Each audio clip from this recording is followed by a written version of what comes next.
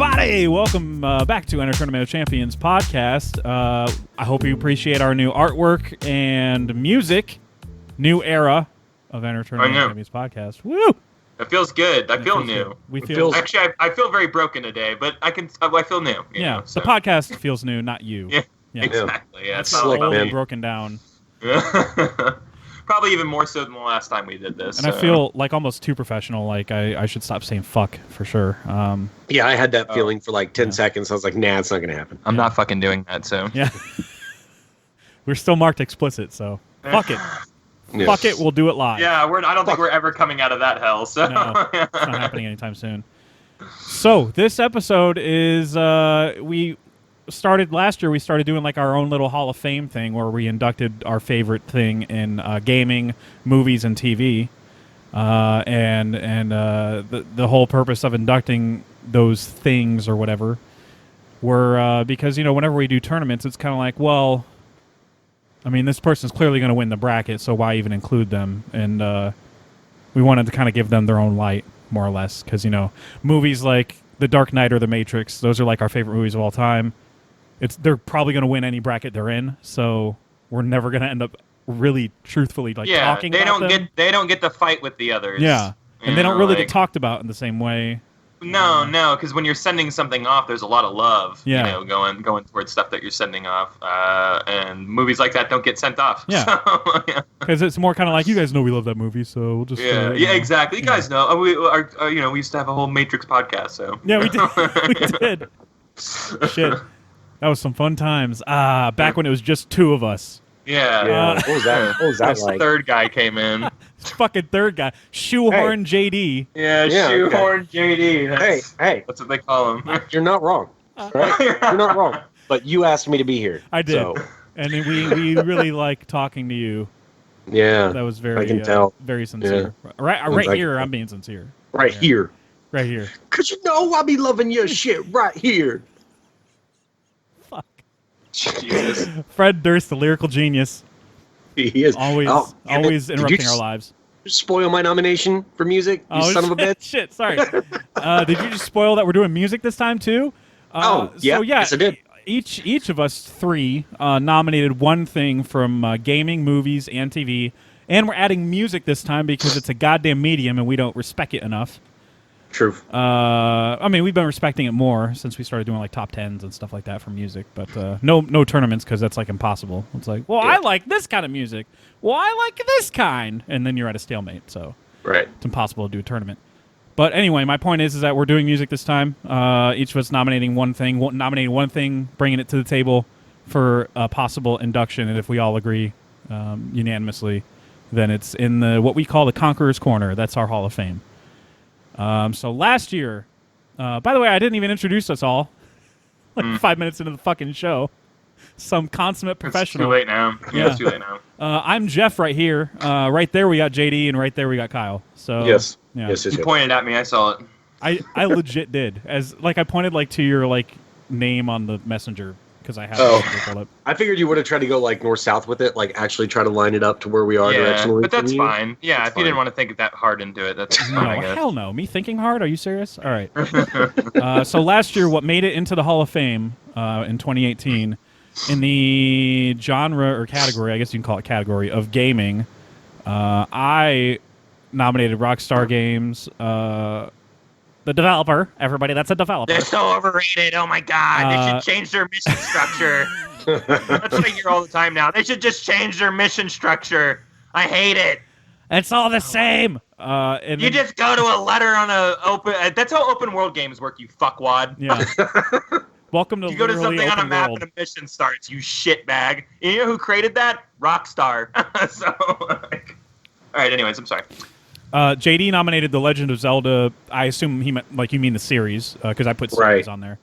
Right. Because, I mean, you're going to find more amazing entries than not. Yeah. So there's at least 3 that I would probably entertain as best Zelda game of all time. It's kind of like when we pick a TV show and you're like, well, not all episodes are amazing, but most of them are, so it's worthy of being inducted. And then Kyle nominated, nominated Hideo Kojima. All of these nominees made it in.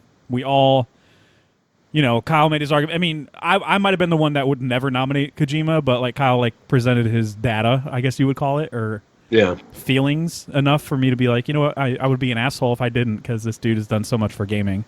Yeah. Those all ended up inducted. So that's gaming from last year. Then for movies, I nominated Hans Zimmer. At first, I didn't want to, but then I did. Of course, I get Hans' life. Yeah. Living that Hans life. JD nominated. This was a kind of surprising one. Philip Seymour Hoffman. Oh yeah, shit. Yeah, that was a great fucking pick though. As soon as you said it, I was like, God damn it, that is so correct. Good job last year, me. First star. That's really good. What a good first star to put in. Wow. Yeah, I agree. I was, especially because I was in a Hoffman hole, I guess you can call it. An H hole, yeah. I know what that is. I was in a PSH hole. Give me the rabbit's foot. Rabbit's foot. Yeah, where I was watching that, and like I was catching up on stuff I missed from him, like Doubt, and there's another movie that he was in, Before the Devil Knows You're Dead. Yeah, shit like that, where it's like, I saw he's Doubt good in everything, and, like, The Master and all that shit for the first time last year. So he was fresh. One. Yes, yeah, super fresh for me for all that. Yeah, and I still have all that to watch. So really, I still have a piece of Philip Seymour Hoffman that I have to explore. So wow. It's kind of nice. So you're about to. You may end up going soon enough into your own PSH hole. Yeah, exactly. Push hole. I put it off so I could savor it at a later date. And then Kyle nominated The Matrix, which is. It's definitely my favorite movie of all time. I have a lot of nominations this go around myself, honestly. But that is definitely a nomination. Like if it wasn't going to get in last year, then it was going to get in this year or any other year. So that's my favorite movie of all time. I know that's Kyle's too, I believe, and JD, I believe that one of yours, or if not yours too. It'd be in like my top 3 on. It's kind of a mood thing, I guess. Yeah. But yeah, I mean, it's considered a top for me. It's never left my number one spot since I really started considering ranking things. Like in the last 5 years or whatever. Yeah. And I've always called it my favorite movie of all time, without even ranking anything. So I guess I'm just a Matrix cuck. That's the true definition of it. Anyway, all those nominees made it in, even though JD caught us by surprise with Philip Seymour Hoffman as soon as, we started rattling off the movies he was in. It was like, oh, well, okay. Let's do a no-brainer. Yeah. A no-brainer. Okay, so then TV, the last category that we did, I nominated Parks and Recreation. We all did shows. I nominated Parks and Recreation. JD went with another comedy, which is it's a duh one, but not one that I would have done year one. So it's a good pick. South Park. Oh yeah. That's definitely a duh, of course. It's got it. It's 23 seasons, voice and comedy. Always relevant. Yeah, exactly. Yeah, right. I just learned about Cannibal the Holocaust. I didn't relearn that it exists, and so I've got a copy of that on the YouTube and want to watch that for the first time. So. Oh God. Yeah. Dear God. And then Kyle nominated a newer show, which still deserves. I think they're doing a 4th season, Fargo. Oh, did they really bring that? Wow. Yeah. I must have been on a big Fargo kick last year or something. But hey, if it's not, it's a great movie. Yeah, it's a great show. I'm just like, what the fuck did I nominate that for? Okay, that's might cool. as well put some new blood in there, because that show has never struck a wrong note so far. I'm really glad it wasn't Game of Thrones, because people would have groaned, like, oh, I can't believe you. Yeah, it's too fresh a wound right now. We'll revisit that later, but I'm sure in a different year. But yeah, like 3 years when everyone remembers it for being great, and not just for the last couple stumbles. I think there's already people that when I watched the Honest Trailer commentaries for the entire, or I guess the back third half of the season, they mentioned in the commentaries at least one of them was being objective enough and looking far away enough from it to say that the show overall is still great. Yeah, regardless of his feelings on the final. Yeah, season. I mean, it's a technical achievement, man. Yeah. The things that you saw on your television screen. Yeah, no big deal or anything. Fucking insane. No big deal. No big deal. Just dragons burning an entire city. Sorry for spoilers if you haven't seen. Yeah, no big deal. It's just 2 gigantic men fighting on a dilapidated fucking stairwell while dragons are having fights. Fuck off, dude. It was the coolest thing in the world. It was so cool. Bad as shit. Anyway, that was our pretty epic first induction ceremony, and we inducted all of them. Not one of us was like, I object. And even if we did, we let each other speak our piece for our nomination before fully deciding anyway. So, but yeah, I don't think any of mine will get turned away. None of them are they're all predictable and not weird, cucky. It's not like for TV I nominated like New Japan Pro Wrestling or whatever. You guys would be like, what the fuck? Like that very niche thing you watch? I don't know what that is, dude. Like, why do you do this? Why are you doing this to the podcast? Yeah, why are you doing this to us? I'll leave it up in there. Who wants to? Well, I guess actually let's decide together what genre should we do first. Should we do gaming, movies, music? Should we do music since it's new? Just bring in the new boy. And then I have a clarification. So, like, let's just say that one of us does a developer or a studio or whatever. Can an individual thing from that developer or studio still be nominated? Yeah. Okay. Yeah, sure. It's okay. just yeah. Okay. Like if I did Kojima and like Metal Gear Solid back to back, like I'd be the asshole, you know? Right. But if you chose Metal Gear Solid or something, it'd be okay. Yeah, Gotcha. it would be fine. It wouldn't make you look like a giant asshole. It would just be like, oh really? But at the same time, yeah. What are we fucking sucking this guy's dick here? Like what's going on? Like, well, because we get it. We like one of my picks might fall into that situation, but it wasn't something that I previously picked before. So yeah, I get like that. I didn't pick the overarching. I think you're personally on that one. Yeah, we're not really establishing rules for what you nominate, but I personally am avoiding picking things that might be related to previous picks. Okay, if that makes sense. All right. Which is tough, but that's what I'm doing. But yeah, so we're gonna start with music. Does anybody want to start first on their nominee? Mine's super obvious, so. I'll go. Fuck it. Okay. Entertain us. Right here? Do I go right here? Right. Don't you fucking dare Fred Durst this shit. Okay. Well, I wanted to pick the whole band, but I didn't feel like I could make a sufficient argument for their entire catalog, so I'm going to pick one album. And I am nominating Dark Side of the Moon by Pink Floyd. Whoa! I think Jeff might be the swing vote on this because I know you're not like the biggest Floyd fan. Yeah, but I'm not completely but you're not out of the loop against on them. what they've done for music. Yeah, I mean, for me, Dark Side kicked off the 70s for them. They released The Wall, Animals, and Wish You Were Here were other albums that came immediately after this. I may have this wrong, but I think they worked out Dark Side of the Moon like on stage live.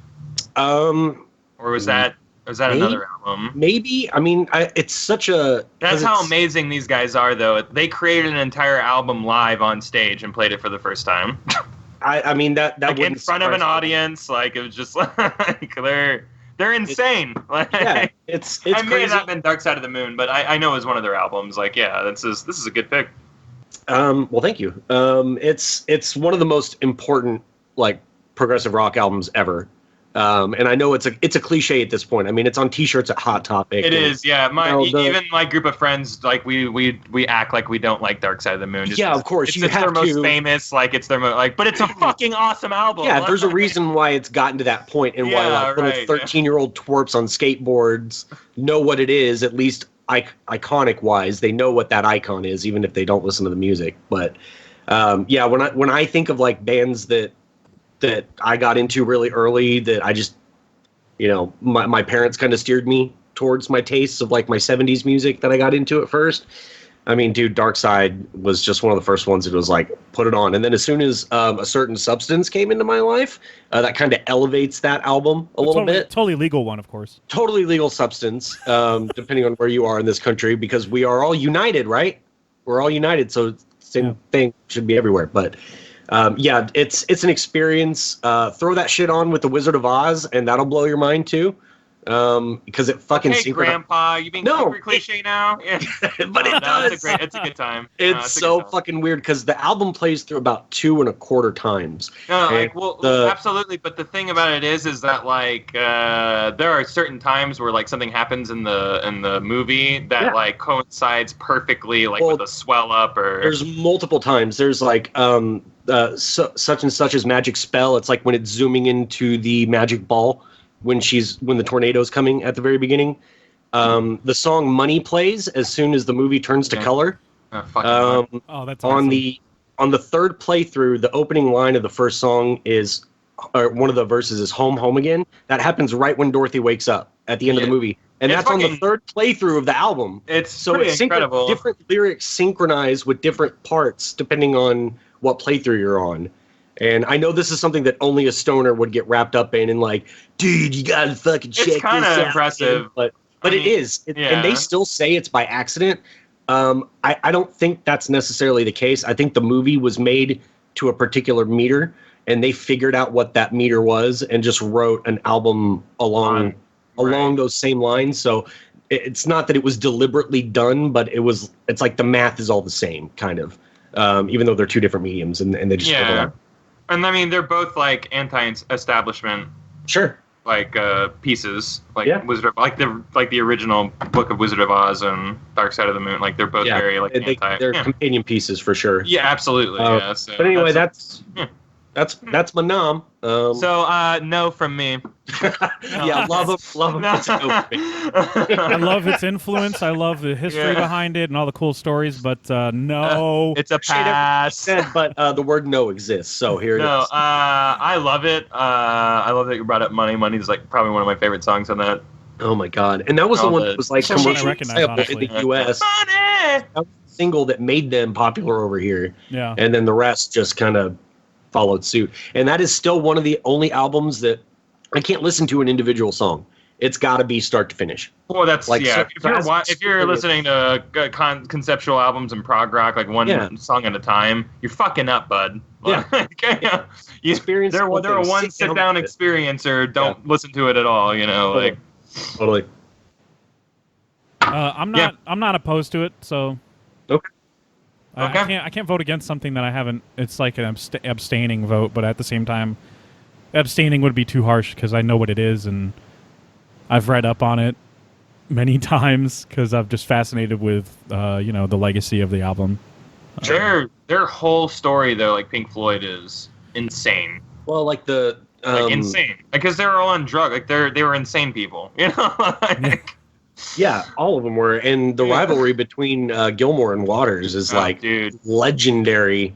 It's one of the worst feuds. Waters would show up to practice and just play one note for 8 hours constantly, and no other note, and nobody could get any. He's such an asshole, dude. I know, Roger but Waters is so such he would a dick. just show up and like he would strum one note and out of the speakers, and like no one could hear or do anything. He'd like bang, bang, bang for 8 hours, tripping on acid, like refusing to work with them and stuff like that. Like how they came up with all this amazing stuff with all these like personality flaws and characteristics and like fights and stuff like that, it's so beyond me. Like cohesive bands can't even make music this cohesive. Yeah, it's the power of Waters and Gilmour, dude. But they were two totally different.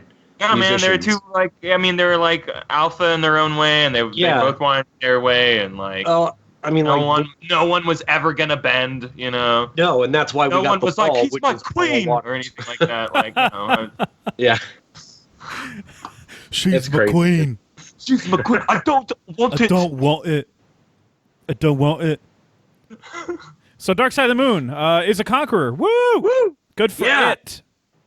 So Kyle, do you want me to go next, or do you want to go? Yeah, why don't you? I'll go next. Mine is super fucking obvious. I went with the Beatles. Oh, okay. Yeah, all right. It's just super obvious. Duh. Yeah. Why not? I mean, why? Yeah. No, I love it. That's great. I mean, pitch it, man. We're Britishing this fucking music category up, man. British people. I'm gonna change mine to a British band real quick. Oh, so. okay, good. Good. My nomination is Ed Sheeran. Okay, Kyle. All right. I like that song that he sang in Game of Thrones because that's literally the only thing I've ever heard him sing. It's a new one. Do do do do. Oh God, JD's singing. All right, so the beat, like, I mean, if it were Jeff's Conqueror's Corner, then it would be John Mayer. But I had to be kind of reasonable about this because how do you convince? I wanted to throw him in there too, but yeah, but John it Mayer? doesn't make sense to do that. That is, yeah. But yeah, I went with the Beatles because of all of my picks really have to do with unique voices in their genre that kind of evolved them in a way and elevated them. And I think the Beatles did that for music easily. I don't even have their discography in front of me, but the fact that they went from they started the whole boy band craze before that was even ever a thing, and then they totally grew out of that completely and became not that they weren't real musicians doing "I Want to Hold Your Hand" because it's not like that's just playing shitty music or whatever. There's still musicianship going on there, but once they introduced drugs in the equation, holy shit, man, these guys are on a whole other level. Right. Hey, go figure, right? Go figure how that worked out. It's weird. And like drugs, and music go together or something. It's crazy. Yeah, who knew? Yeah. But yeah, all their shit from their recording years, where they're not even touring anymore. They're just making music because that's how successful they are. Just making money off that airplay. So yeah, I love all that shit. That's for a band to have the same sound as like a for a band that started out doing Twist and Shout, and then went over and did like I Am the Walrus several years later. That's just fucking mind blowing to me. That's like that's the same band. Are you sure? So yeah, these guys just continue to blow my mind. Even going through their discography sometimes, I'll I mostly go through their later stuff because that's the stuff that resonates with me now and feels more current. Like the Abbey Road and what's the last one they did? Let It Be. Oh yeah, that type of stuff. I feel like that stuff holds up better. Obviously, like I mean, people that are older than me will be like, fuck you, man. That stuff from when they were teenagers was great. But come on, man, they were teenagers, Like lost my virginity to that song. It's like, okay, man. Cool. But it's just everything they did to transform music itself, pop music specifically, and I don't think I would be able to write songs the way I do. Like I feel like these guys kind of created the formula that we know. Yeah.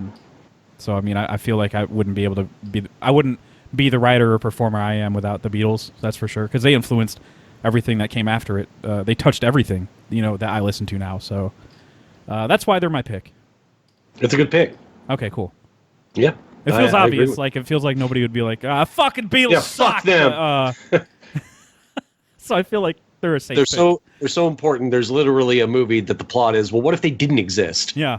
And then they did a weird approach with that, but it was still a good movie. Like it was. Yeah. If they didn't exist, then pop music wouldn't exist the way that it does in the movie. Ed Sheeran wouldn't exist the way he does in the movie. Yeah. I've always looked at it like if they didn't exist, something else would have taken its place, so it'd be like slightly different, but still the same. Like there's a balancing act, I guess. Yeah. But the way that the movie approached it, it doesn't address it that way. It only shows you the things that were. Yeah, it's just kind of like the world rebooted as it was, and everybody just kind of collectively forgot a thing. But at the same time, there's a part in the movie where you're like, "Wait, what? Like, how can that happen?" It's still a fun movie. Just don't think about it in sci-fi terms because it's not aiming to be that. So many people wanted to judge it as a sci-fi movie, and I'm but it's a rom-com. I mean, at its heart, yeah, it's a sweet rom-com with the girl from Baby Driver, Lily James. Yeah, Lily James, her character in the waitress, Debbie. Yep. Diane, Debbie. Deborah. Deborah. Just remember, it rhymes with a zebra. That's the stupid line in the song. Oh yeah, that's right. Yeah, I've come around on her. I remember seeing Baby Driver going, yeah, she's yeah, okay. You didn't really like her that much. She's okay, and now I'm like, hey, how you doing? Hey, you wanna get some coffee? No, you said she was ugly, and you can't take that back. I didn't say ugly. How dare you? You didn't say that. Maybe you just don't like her trying to be American. She needs the British effect, so you need to actually maybe that worked. Yeah, maybe that's what it was. Could be. I'll tell you who they should have cast as a British person instead of an American is Kate McKinnon's character. Because holy shit, absolutely. She was just if it were a British person saying like Ricky Gervais saying those lines, it'd be funny. But yeah, because it's her and she just comes off mean, it's just not funny. Yeah. Yeah. See, funny. And I have some friends who are just like Kate McKinnon fans, which I know, like we're not Kate McKinnon haters here or anything like that. She's generally funny. But like I had someone go, I really hated Tomorrow, but like that was my only favorite part was Kate McKinnon. I was like, wow, I've heard the exact opposite. So Jesus Christ. Yeah, that's so weird. The consensus is that she's the worst part. I mean, because that was the first thing both of y'all said immediately without coordinating it. I think she was my favorite part in that shitty new Ghostbusters. Yeah, I mean, she made me laugh the most. She's fun, but sometimes you're not right for a role, and it's okay. Yeah, exactly. She's a very specific type of person that you cast for as a character, and it just didn't work for that role, in my opinion. Nope. But anyway, that is a relevant topic because it came out this year. But the Beatles. Beatles are always relevant, so fuck it. True. I can't stand the opinion that people give now, where they're like, they listen to them now and they're like, they're fine, and I'm like, well, okay, you got to think about everything that they did in the time that they did it. Like, you can't just listen to them now and just be like, oh, someone put this out yesterday. It's fine. Yeah, exactly. Like if someone put I remember the most common argument that I heard was like, if you released Obla Di Obla Da like right now, that people would just take a shit on it. And I'm like, no, not at all. Because have you heard anything Nicki Minaj does? Or like that's just not fair. Because some, especially in the rap genre, there's a lot of like fun, inventive, like bullshit words that they say. And they're hit songs. So, I mean, you can't just automatically rule it out because it's silly. Right. That's just elitist. It was just the right type of silly for that climate. So, yeah. Whatever. People can be assholes about this music stuff. But yeah, Beatles are conquerors now. Woo! All right, so Kyle, what's your nomination for your for the music genre? I've been on a ride over here. You know, I was like, man, I'm gonna give some like really cucky like European prog band that neither of these fuckers have never heard of, and then sit here for 30 minutes trying to explain to them why they're great and probably not do a very good job because my brain just sucks today. Or I could just go like System of a Down, and I'm like, oh, you know, it's kind of cucky too. You know, like it's kind of like a buyout. It's a buyout band. So I think I'm gonna go for the Mars Volta. I'm gonna see how this resonates with y'all. You fucking beautiful bastard. Yeah, that's great. Good. It's selling. Love them. Selling well already. Good. All right. Yeah, you know, I'm actually not too. I'm not a longtime fan of these guys. I just kind of found them a year ago, actually through Jeff, which is weird because he's not the prog guy in the group, and he's like, hey, you should fucking listen to this. Yeah, man. At first, especially with like the Louse and the Comatorium or fucking what's the other one? Not Octahedron. Oh my god. That's like their last one. No, not that one. Francis the Mute? Is that after? Yeah, that's exactly what I'm thinking of. Thank you. Yeah, okay. Francis the Mute. Those two ones, like at first, like it could just seem like noise. Yeah. Like at first.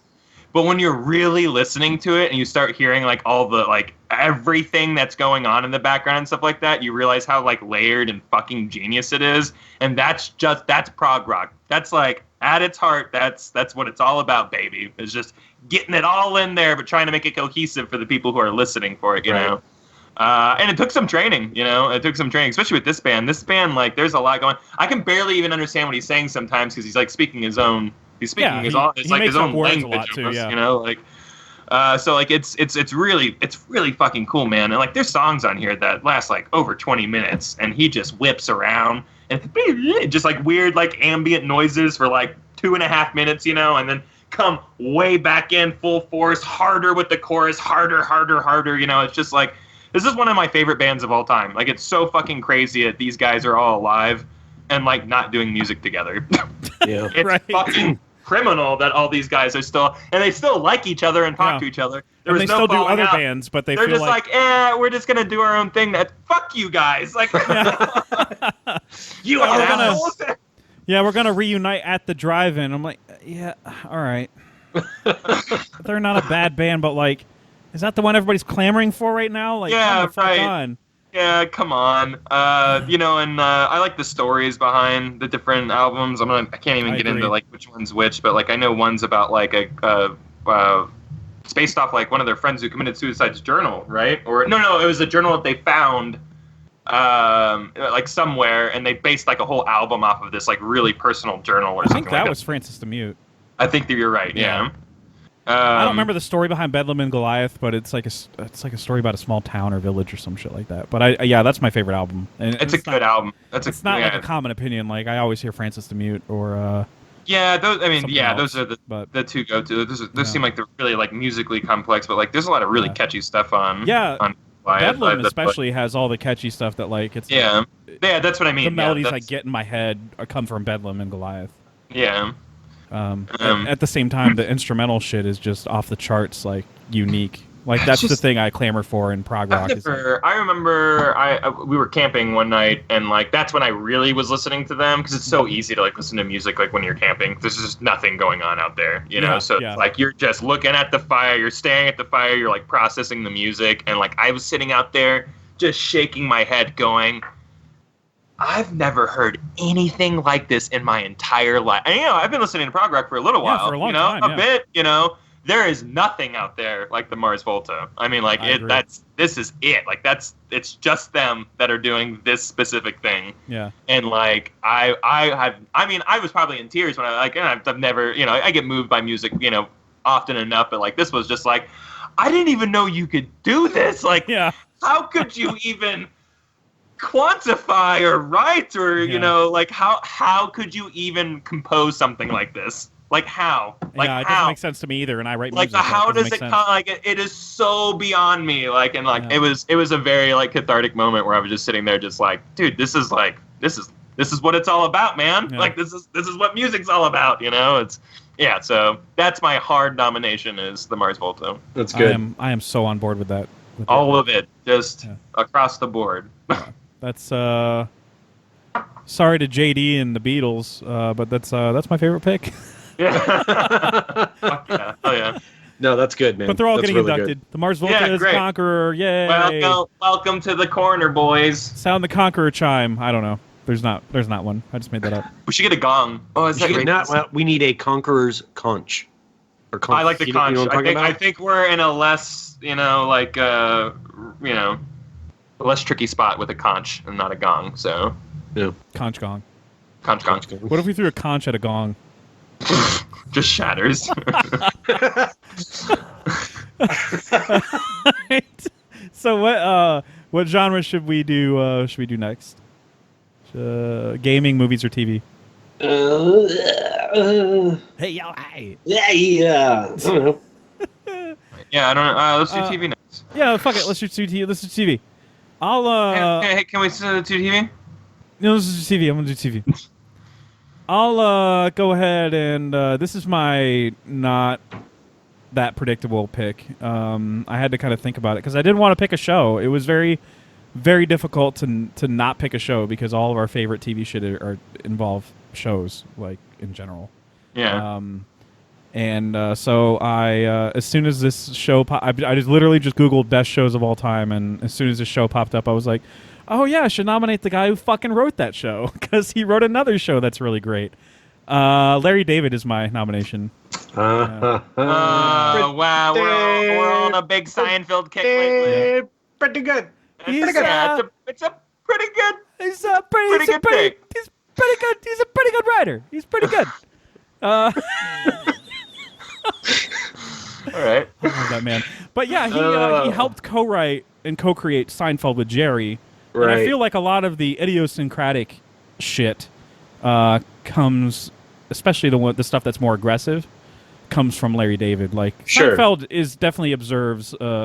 He has observational humor that picks apart interactions in life and stuff, but he's definitely more of an optimist. And it feels like Larry David's there to be like, yeah, but doesn't that piss you off? Like, it feels like he's the guy there always to say that, and be mad at things. Like, that's why George is the one that's like based on Larry, because he's the one. Yeah, you could definitely see that. Yeah. Don't you know we live in a society? Like, I always picture Larry saying that shit. Yeah. We live in a society. Yeah. And we say that now all the time. Yeah. Like. I had no idea that Larry did the voice of the George Steinbrenner character until like the last boss? week. Yeah. Yeah. Yeah. I mean, that's a real guy. I don't think that's the back of his head, but he's not the actor. He just does the voice. Yeah, he did a couple other voices early on too. He did. I was watching the airplane episode where Elaine has like a shitty flight in coach, and Seinfeld's in first class.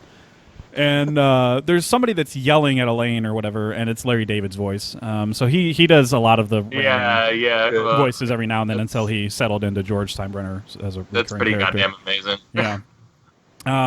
But yeah, you can just, I mean, this is like a unique voice in comedy. So like that's another reason why I picked him is like these guys were doing things on TV in a comedy show that when you pitch it to a studio, you get laughed out of the office. I mean, these guys tell stories all the time about how they fought tooth and nail to keep certain things with their show because NBC was just not happy with what they were turning in a lot of the times. But, the audience was there. So what is NBC going to start turning that down? Like, I mean, if viewers turn up, then NBC looks like the assholes. Like an example is the theme song, which is just a guy doing a bass guitar and noises with his mouth. And the first episode had like some synth bullshit 80s soundtrack. You can find it. You can't find it on Hulu now, but you can find it somewhere, I'm sure. And it's really horrible. It made the episode worse. Like like the music is so bad. But yeah, Larry David especially was the guy who was always like fighting the network for shit. Like, no, we're gonna keep you walk into NBC and we're gonna keep that theme music, okay? We're gonna keep like he's always the one like just cancel us it, you know? He's always the one like threatening to walk out of rooms and shit. He's fighting for the show, tooth and nail. Especially in the early like half of the season, half of the series, I should say. But then after that, they had so much goodwill that they could do whatever the fuck they wanted. Anyway. Then he transitions to Curb Your Enthusiasm, and that's like bringing... I don't know, it's like bringing that Seinfeld-esque voice and humor to the modern world, where every time people are like, imagine Seinfeld on the air right now. It's like, well, yeah, it's already there. It's called Curb. It's called Curb Your Enthusiasm. Just watch that show. Yeah. And get mad at things that exactly don't really matter. It is. Yeah, exactly. It's about nothing. Yeah. And it's kind of like Seinfeld, especially in Seinfeld season 4, where they started having overarching stories, like serializing the show, where like Elaine is dating a doctor over several episodes and stuff like that. Curb does that too, but what each episode is about, who fucking cares? You know, like it doesn't really matter. It's just about everyday interactions and how they just can either, most of the time, it's how they piss you off. Or make you laugh. I don't know. But yeah, he's just such a unique voice in comedy that I don't think anybody was doing this type of stuff before that. It felt alienating and antagonizing when it first started. You know, like before this, you had like Cheers and shit like that. You know, stuff people can relate to, and who can relate to Seinfeld. But at least in terms of the relationships, not the jokes and the scenarios, but the relationships. You're just kind of like, who are these people? These are the most unlikable people ever. But yeah, the things they're saying aren't things we haven't said ourselves. So I don't know. I know. Yeah. They're just saying them. Yeah. Yeah. He's my nomination for TV. Cool. Yeah. That was a tough one. I'm probably never gonna end up coming up with a name like that again. Yeah. Yeah. Unless I finally finish The Wire, because David Simon, that's his name, right? He did What's The Wire? Deuce, and is that a good show? It's a good show too. Yeah, The Wire. I mean, I don't know if I mentioned it before, but yeah, The Wire. Never mentioned it. Yeah, I wish people would be more vocal about like. Yeah, I wish you guys could watch it so I could fucking nominate it in this thing, but there's no goddamn chance of that until you fuckers see it. Yeah. Oh fuck! Damn it. But I am. To answer your question, though, not question, but what you proposed at the beginning, I am 100% on a Seinfeld kick right now. I'm still in the middle of season 4. Yeah, I mean it's good still, stuff. Yeah, still knocking it out of the park. But that shouldn't surprise anybody. Everybody calls it one of the best shows ever made. So, yep. No objections to that one, I assume. None. Okay, No, cool. not at all. No. So Larry David's a pretty good Conqueror. Pretty good. He's up there with all the other pretty good guys. So Kyle, what's your nomination for television? You know, dude, I thought really long and hard about this, and I just came up with mine a second ago, just while I was thinking about like what I needed to come with here. And it's definitely Battlestar Galactica. No, I'm kidding. No, I'm kidding. We'll get there, JD. Don't worry. I'm gonna do Community. Nice.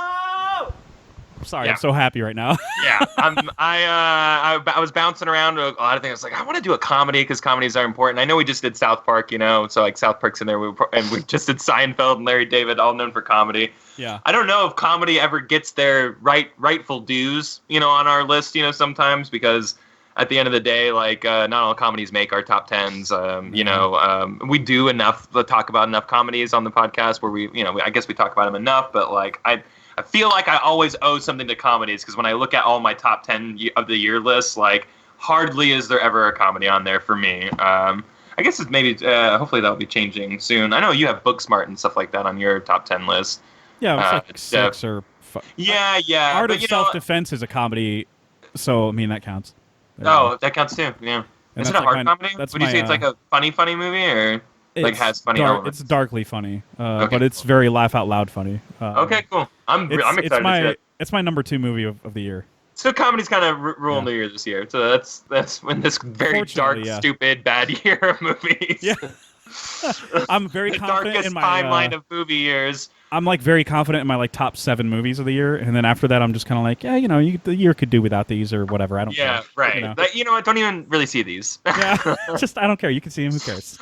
Anyways, Community, man, but this show is like the fucking greatest. Yes. Probably wouldn't have Rick and Morty without it. Right. Probably wouldn't have the Russo brothers without it. Mm-hmm. You know, like it's a springboard for like a lot of. Would have had Gambino without it as big as he wouldn't is. have Child. Yeah, no, he not. broke out and like he wrote for 30 Rock. Great. How many people knew that outside of this podcast? You know, like you don't know that. Like he's the guy from Derek Comedy. He wrote for 30 Rock for a bit, and then this was like his hour to shine, man. And like Troy is so hilarious in this show. But a good character. Mm-hmm. Great characters all around. Like everybody in this show is super hilarious, man. Like it's just like the writing is so sharp. I can still go back and laugh just as hard.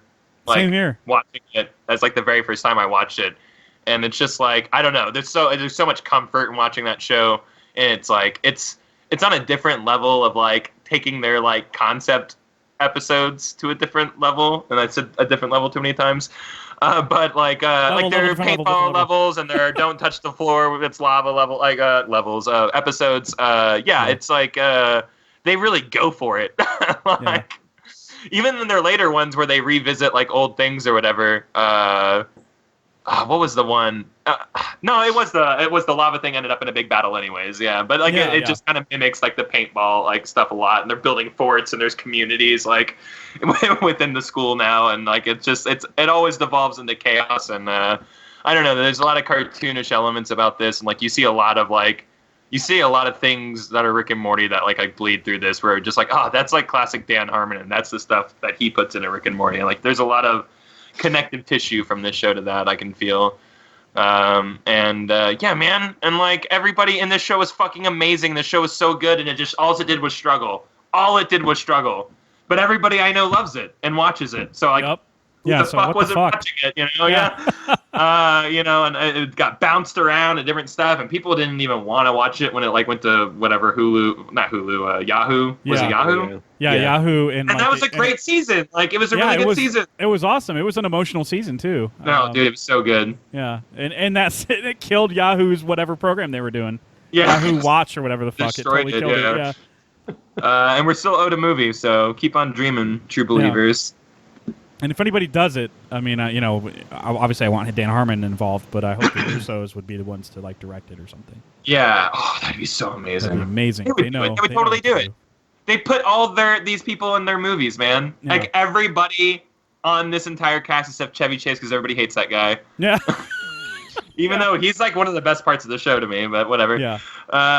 Maybe it was worth like exceedingly difficult. Yes, absolutely. Yeah, maybe it was like worth like dealing with like some of his bullshit just to kind of have him on set. But I don't know how much torture is putting everybody through. So yeah, exactly. Man, that's my nomination, Community, and like last second, it just came up. That is a perfect nomination, and I endorse it. I do as well. I mean, because you know. Kind of love that show and stuff. So. I gotta watch it all over again, honestly. It's been a while. Do it. Don't you threaten me with a good time. Yeah. How dare you threaten yourself with a good time? Why would you do that? Yeah, so Community the Conqueror. Oh my god, it fits so good. JD, what's your TV nom? I don't know. I think it's going to get rejected. Uh-oh. I really do. I wanted to do something different. That it's not that different. It's going off the book here. I'm going off book. This is why we had a 2-person podcast, by the way, Jeff. And the right, so things were less easy to decide definitively.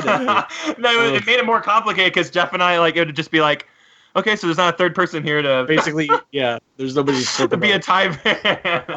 No, I mean, I think the examples that I have, and I didn't go with a show. I wanted to go with either a creator or a composer or something, and I settled on a guy that is, in my opinion, responsible for 2 of the best theme songs in television, and it's Ramin Djawadi, Game of Thrones and Westworld. How in the fuck are we going to reject Hans Zimmer Jr.? How is this not fall under music? Because I'm specifically thinking of him as a television composer, even though I know he does more. Like he did the first Iron Man.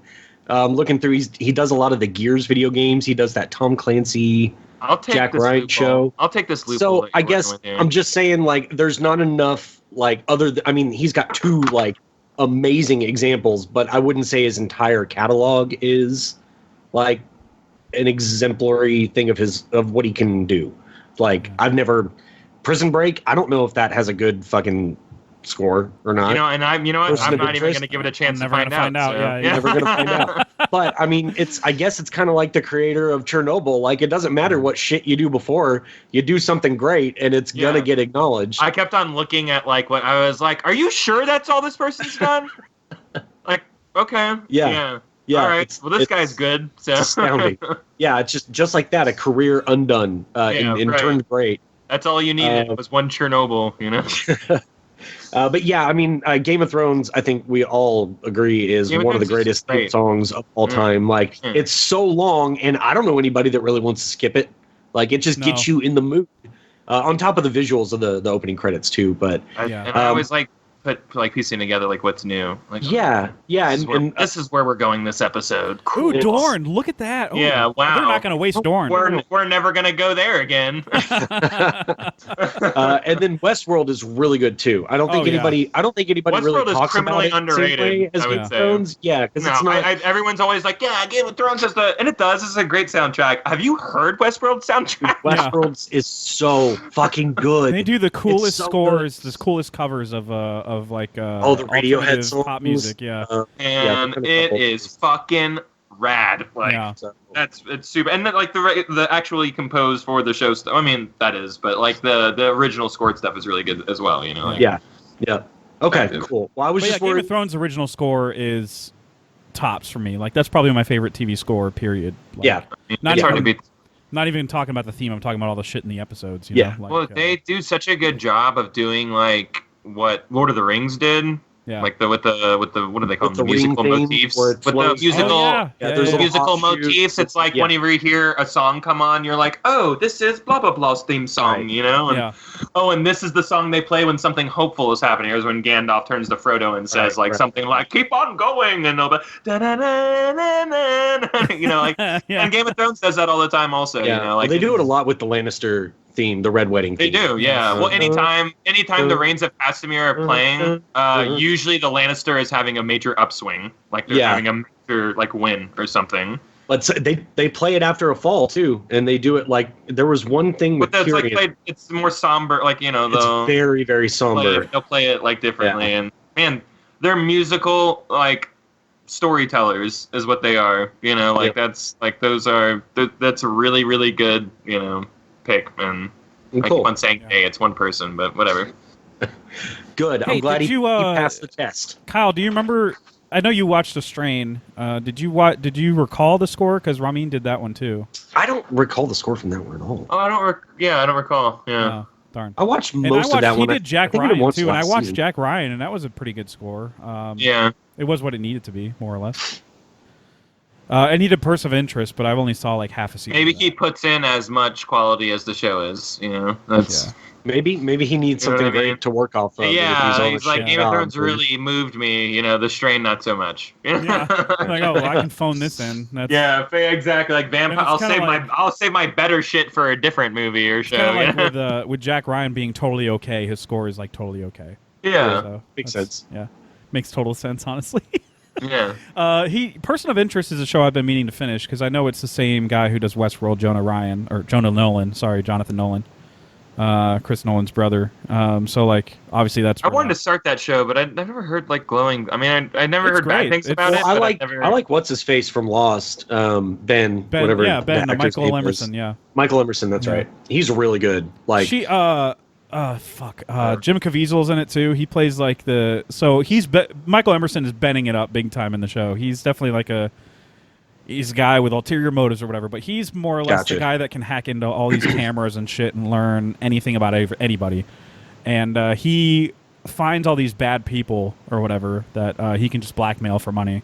And Jim Caviezel is the muscle and goes out and beats the shit out of him. And it's a procedural show, but it's actually very good. Okay. Just based on the first half season that I watched, it was like, man, this is very impressive, but I just didn't. Other things came up, That's just how it is with old shows, whatever. But that's why he started working with Nolan. I always want to say Ryan. Why? Who is that? That's how they work together on Westworld. That's how they came together. Yeah, cool. Also, Game of Thrones, obviously. Right. It's like HBO product. So, yeah, that's. Hey, I like how HBO is like, man, that dude does that fantasy show real good. Let's give him that sci-fi show. Yeah. See, I didn't even notice the first season of Westworld that it was him, and it was actually. Me neither, yeah. It was actually I didn't either. No, someone else had pointed it out to me. He's like, dude, this sounds just like Game of Thrones. I'm like, nah, man. The HBO's just got a bunch of quality people lined up. There's no way it's the same fucking guy.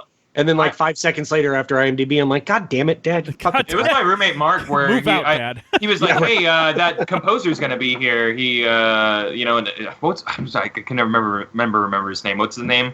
Ramin Djawadi. Look at you killing it. The D is not silent in this. It's Javadi. Okay. It's like, he was coming to town, and I heard that too after he had already come. And he was like, "Yeah, man, he's the guy who does Game of Thrones and Westworld." I go, "Those are two different people," and he's like, "No." And I'm like, "Okay, I'm not gonna be an asshole about this." And I looked it up, and I go, oh, "Okay, yeah, you're right. Holy shit, yeah." What a fucking talent with just 2 shows. shows. Well, holy fuck, yeah. JD's pick is the equivalent of me, the equivalent of me picking Larry David because he is responsible for 2 of the best two great things. Okay, TV comedies, all right. And Ramin is out there scoring the shit out of 2 of HBO's. I guess I just looked at it like y'all were talking about people with like decades worth of greatness, and I've got a guy with 2 shows. So he scored for decades, though. He just started. Yeah, he did, but did he do it well though? Yeah, I mean, Game of Thrones literally started 10 years ago, so that's a decade. Oh yeah, that's true. He's got a decade. Yeah. And he's continuing his decade with the Weapon. Yeah, continuing decade too. Okay, all right. Yeah, I mean, y'all are making me feel better. I appreciate it. It's a good unpredictable pick. I like unpredictable. Yeah, that's outside the box. That's outside the box. All right, so we're gonna go. I really wanted you to pick Battlestar, Kyle. I was excited about that for like 2 seconds. No, I know one of you were. That's for sure. And I would have had to go along with it because it's kind of like, well, that show is beloved, so I'd be an asshole if I said no. Yeah, and then like it wouldn't feel right. So we're in the movies next. Ramin is definitely one of the conquerors. Yeah. The conquering conquerors in the corner of a conquering corner. We're going to do movies next, and Kyle, do you mind going first? I do, yeah. Don't let me go first. Okay. Yeah. All right, see you later. Okay. JD, what's your... Yeah, give me a second if you don't mind. Okay. I'm still mowing mine over. All right. Yeah. JD, just go ahead with yours. Zack Snyder. What? No. Why did you say that name? I've got mine. Can I go? Yes, please go. Kyle, please go. Let's stick to the format. Let's stick to the format here. I am gonna go. My Batman pick. v Superman. Are we? We're talking about my pick. Yeah. Right here. We're talking about Denny V, baby. Ooh, director. Woo. Villanueva. You did it. You did it. Applause. Yeah, man. You know what? Because all of his movies are good. All of them. All of them.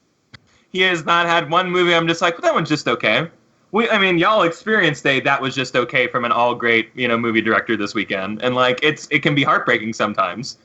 And this movie, like, he has not made a just okay movie yet. Like it's they're all pretty good. Now I haven't seen that one, the school shooting one. I gotta watch that one too. Or I guess that Jeff movie will fuck you up, man. Yeah, it's probably that's some really good shit. But yeah, even that one's you're glowing about it, and he's about to fucking do Dune, and that's like supposed to be unfilmable. Like they've already tried it, like. And I'm scared about it. I'm super scared. This could be the okay one. At the same time, you've seen that fucking cast, Yeah. Anyways, let's not talk about the future. Let's talk about his legacy here. I mean, this did Blade Runner, the movie that's obviously better than Dunkirk. Okay. All right. All right. EoC podcast approved. Seconded. Yeah. I mean, whatever. I got box office champ.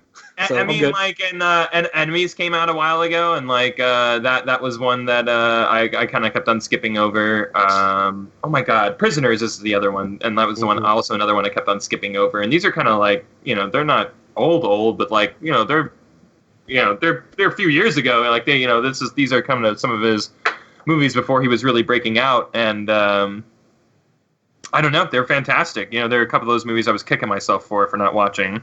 I'm like, man, I owned Prisoners, the DVD, for like fucking 2 years before I watched it. I've gotten one of those like buy one get one free sales. Yeah, I remember that. I was like, man, that's crazy. Yeah. Like you own that movie, you should watch it. Yes. Please use what you bought. Yeah.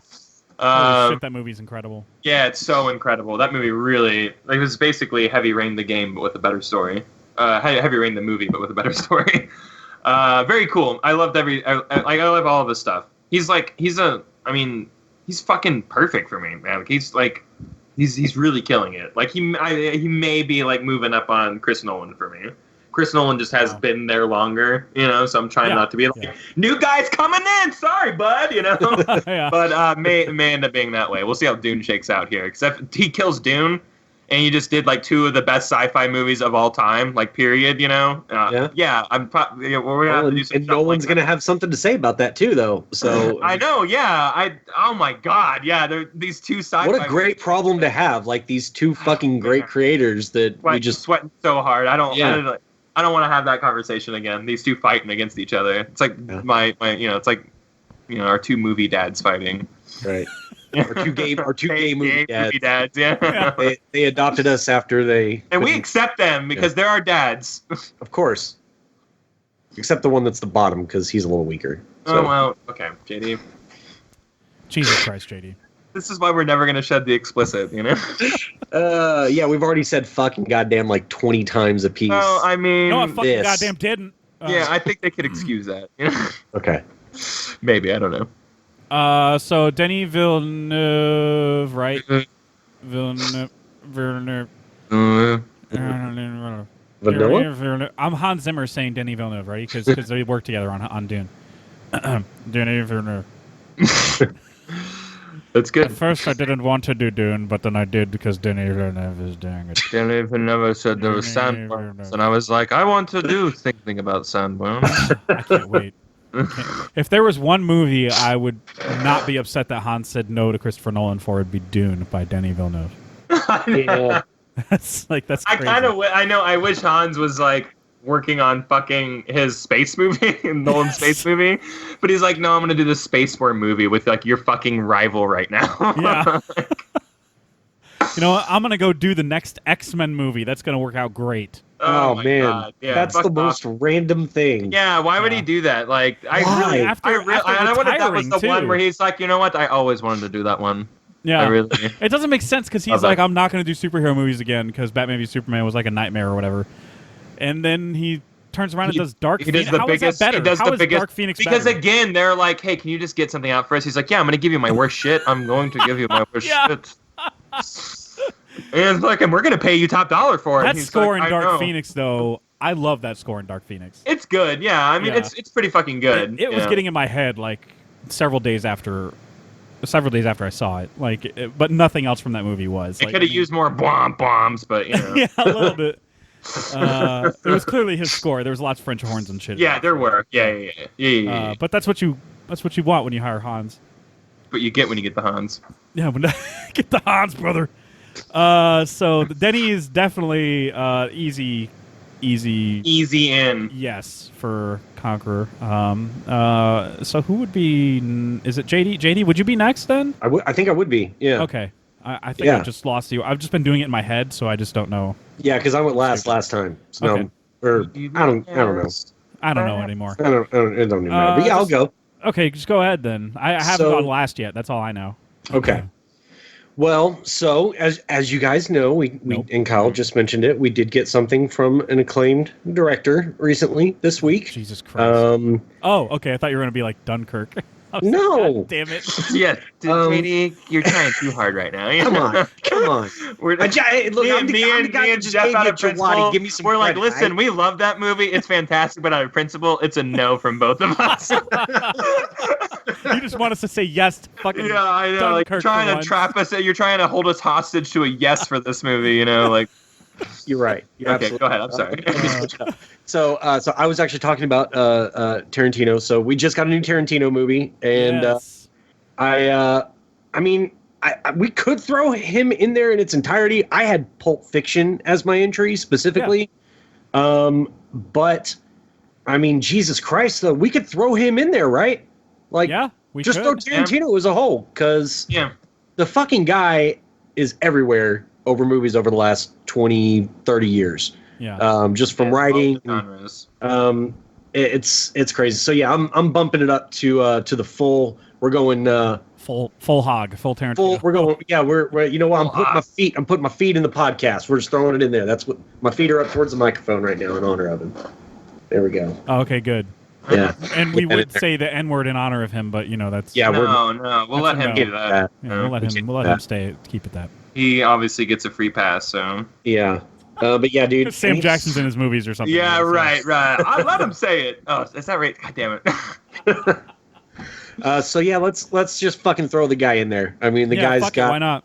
Catalog, throw him on top of the logs there. I love that there is, like, amongst everybody that I've talked to about Once Upon a Time in Hollywood, it always goes to, well, what are your favorite movies of his? And it seems like everybody has a varying opinion on what his best movie. I agree. Some people love classic Tarantino, like some people will go Pulp Fiction immediately, and there are a lot of people who are like fucking Django. Like there's like I like only his new stuff. Not that they only like his they prefer his new stuff. I'm like. Right.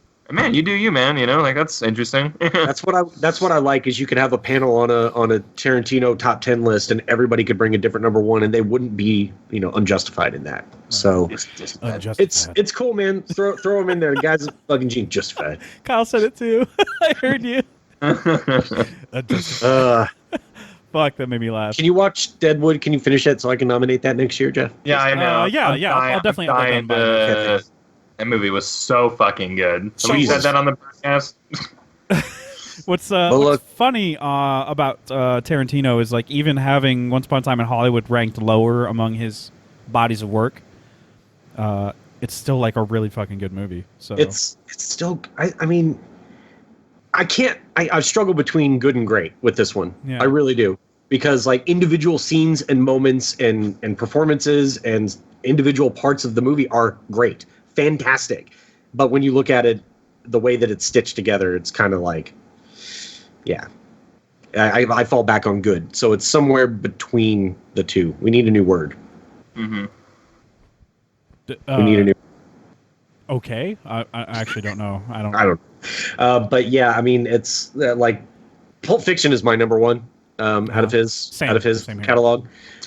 So that's my personal choice. Well, everybody's just so different. I've been seeing everybody post theirs on Twitter through Letterboxd, and they're like, "Here's my Tarantino ranked," and I'm like, "Why are these so fucking different?" Yeah. A lot of people love Jackie Brown too, which makes me happy. A lot of people have bastards at one. Yeah, I know. I know a lot of people like that as well. Yeah, I think people like the catharsis of that movie. It's like, because now we live in a world where Nazi doesn't automatically equal bad, but in that movie, it sure fucking does. Yeah. And so that's kind of a cool counter. Yeah, to now it's just everybody real life. Just being contrarian as fucking. Well, actually, no. There's no actually.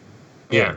No. Hitler made some good point. Shut the fuck up. Stop it. Talking for 2 seconds.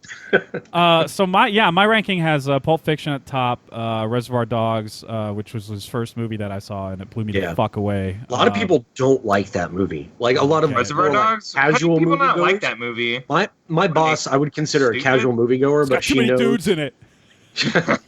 I think there was not one dog in that movie. Not one dog. And did you see a reservoir? Fucking no. Fucking nowhere. God damn it! What does that even mean? I've heard him explain it before, and I think it was just like a bullshit explanation. But I don't even remember. It's a good title. Who cares? It does flow off the tongue. Yeah, like Reservoir Dogs. Yeah. And then I have Inglourious, and then I have Hateful Eight as my 4 because I love that movie, and people cannot talk me off that hill. Yeah. Jackie Brown. Fuck off. I'd probably have Jackie Brown at 4 for me.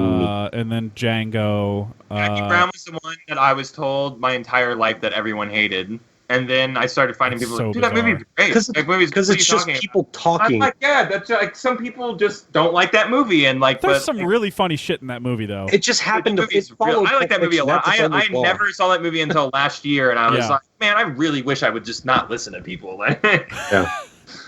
I think I probably watch Kill Bill the most, but my favorite is probably Pulp Fiction, which I feel is really cucky. But it is. I'm going to be honest. Even though it's not, it's hard to say what objectively is the best. I feel like that is the best one. Yeah, I know. It just feels like picking. It's like picking Vegeta as your favorite Dragon Ball Z character. Yeah, I totally understand that reference. Like, no shit. Like that's everybody's favorite character. Like pick a different one, you Nimwad. It's funny. All the ones that I just mentioned, like Django at 6 or whatever, like all of those are like 4.5 star or above. And then as soon as I hit Death Proof, it's 3.5 stars.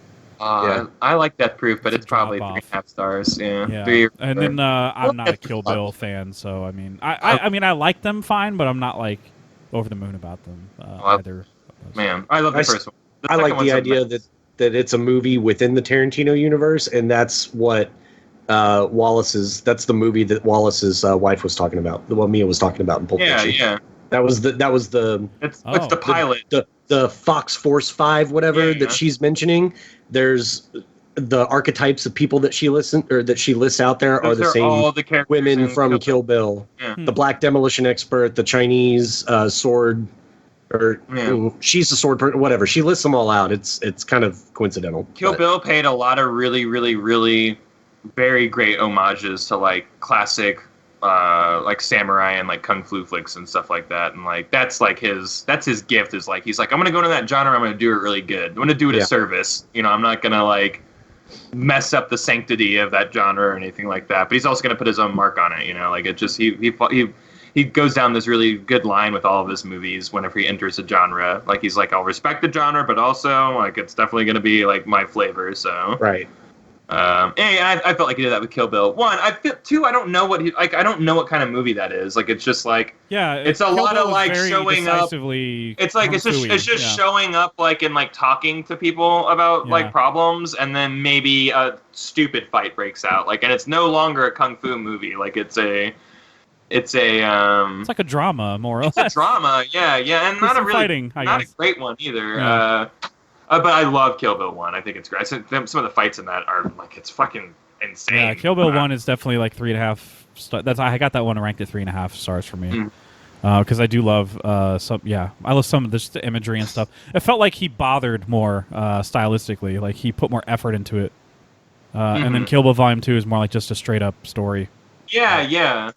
Whereas Kill Bill 1 is like, look at all this fucking color. Well, it just seemed like it was very jarring. Like it just, I don't know, just. I was like, what kind of, like, I felt like I was trying to find my footing during the second film. I was footing. Like, what? Yeah, my footing. Yeah. Footing in a Tarantino movie. Yeah. Because of feet. Sorry. Because of feet, get it? I also call Once Upon a Time in Hollywood Once Upon a Drive in Holly Feet. Holly Feet. That's so good. There's nothing but driving and feet in that movie. No, but it feels like a straightforward comedy, that movie. I mean, there's real tension and drama in it, but there's a lot of humor in it for sure. Yeah. Like funny humor. Yeah, for sure. Good. It's good, man. It's really like it's a collection of moments between those two characters for the most part. Yeah. I mean, you don't really know where they're going. Tate doing whatever she wants to do. And nothing wrong with that. I mean, I think I've actually come around to that more. Sounds pretty structureless. I mean, yeah, it's a movie. If Letterboxd could do quarter stars, I'd probably have it at 3.75. 4 seems a little much, but I went ahead and rounded up instead of rounded down. Just because the quality is there. It's still a quality movie, man. So yes, Tarantino's an easy yes for me. Yeah, it's a yes for me. Cool. So all right. I nominated Tarantino as a writer. No, I'm just kidding. True Romance, am I right? Right. Yeah, just his writing efforts. True Romance, and then all the movies he directed. And then I guess he did From Dusk Till Dawn or whatever too. But anyway, no, I did pick a writer though. I did initially pick a director, and that was a very obvious director that if you guys know me, I would have picked. Yeah. But then we all picked directors, and I was like, never mind. So I went with a writer. I went with Charlie Kaufman. Nice. Okay. The writer of Schenectady. Doshi. Sidek the Nochi. Schenectady? I like think about that movie. I think about it still all the time. It fucking blows my mind. That's awesome, man. It's crazy. It really kills me where I'm just like, God damn it. That's a fucking trip. Like, I don't know, I really enjoy that movie. And it's one of those things where I would have never known about it because like it has a weird name and I don't know what it's about. And You know, yeah, not a lot of people talk about it. It Philip wasn't- Seymour Hoffman hole. You know, like maybe like you'd like roll into it, but like it's one of those strange movies that no one ever talks about. But it may be objectively one of the best movies of all time. Yeah, but I absolutely agree with that. That's the funny thing is that if you see the reviews on it and stuff, you're like, why isn't this rated higher? But when you see like critics rating out their top 10s of 2008, a lot of them included it on their top 10 lists. But when you look at the actual aggregate reviewers and stuff like Metacritic and Rotten Tomatoes, it's like 60-something% because not a lot. It didn't resonate with a lot of people. It was fucking weird. It's a weird movie. You got to do research and homework to even come close to understanding it. Yeah, I agree. You have to watch more research than the length of the movie. And you should probably watch it again, but it's so. It's draining. It's a draining movie. It's really draining. Yeah. What is existence after watching that movie? Yeah, I know. There's a lot of existentialism in it. Yeah. It's crazy. I don't know. And I've been trying to make an objective top 10 list of movies for like the last year, and I think I'm only at like 6 movies right now. And like this has been on the list for a while. I honestly think it's like one of the best movies to ever come out. Like it's not it's not on my personal top 10, but like in terms of like it being like everything a movie should be, like where you walk away and you think about it years later, like vividly, like you know what I mean, like you remember every like that's what it's about, those like long lasting impressions and stuff, and like that movie does it. Like man, what a fucking great pick you got going on here, bud. Hey, a positive bud. That's great. I'm trying to use it positively now, so trying to spin the narrative on the bud. So, some other works that he did. He first wrote "Being John Malkovich," which is an amazing movie. Also good. Weird. That's a first. That's a hell of a debut for him. And Spike absolutely. Jonze, I think too. I think Spike Jonze, that was his first one as well.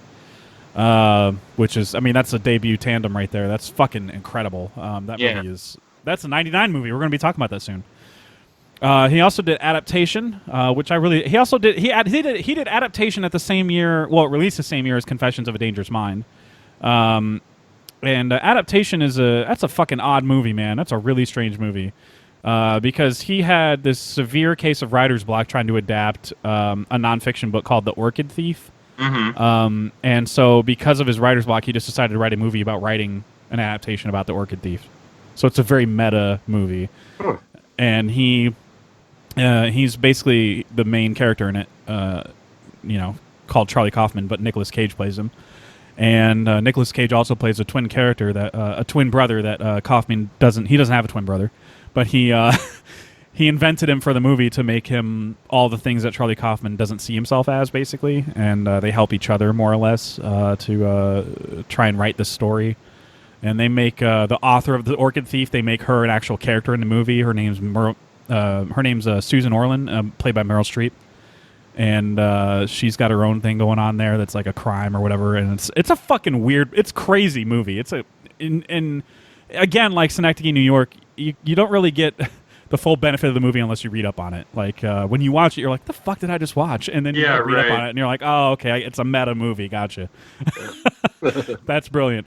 And also, that's probably one of Nick Cage's best performances outside of Mandy is very Nick Cage, uncaged, I guess you could say. Uncaged with the cage. Yeah, but the adaptation is more like he's acting, and Raising Arizona, same thing. It's like he's acting, like he's not just going balls to the wall. He's acting.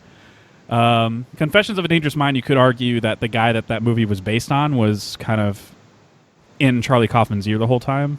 His name is Chuck Barris. It's about. He's a game show host that alleges he was an assassin for the CIA. Oh, yeah, I know the name. Yep. Okay. George Clooney directed this one. Sam Rockwell as Chuck Barris in it. I haven't seen this movie in forever, but I do recall there being like a lot of the development of it was kind of rough because Chuck Barris had too much sway in the movie. Apparently, I don't know. And the guy's full of shit. Anyway, Eternal Sunshine of the Spotless Mind. That's another one he did. Hey, you know what? Great movie. I think it won something one time. Fantastic. Love the fuck out of that movie. I think it got an award here for something. I forget what it got. I could have nominated that. Fuck. Yeah. Anomalisa is another one he did, and that's like a stop motion kind of. I guess you would call it a dramedy because it's the comedy of it is the fact that it's like just a genuine love story, but it's stop motion. And it doesn't reveal why it's stop motion until like maybe the third act. But everything going into it is like a straightforward love story, and they're like having sex and they're having actual conversations. Like and you're like, why is this fucking stop motion? That's the comedy of it. You're like, what the fuck is going on? But then it turns into like the typical Kaufman-esque existentialism type of conversation that he loves to have in his movies. The old hat trick. I get yeah, you. Exactly. and then I come away thinking about it way more after that. Yeah, and then he's doing another movie for Netflix called I'm Thinking of Ending Things. That's a great title. Who's in that? Toni Collette's in it.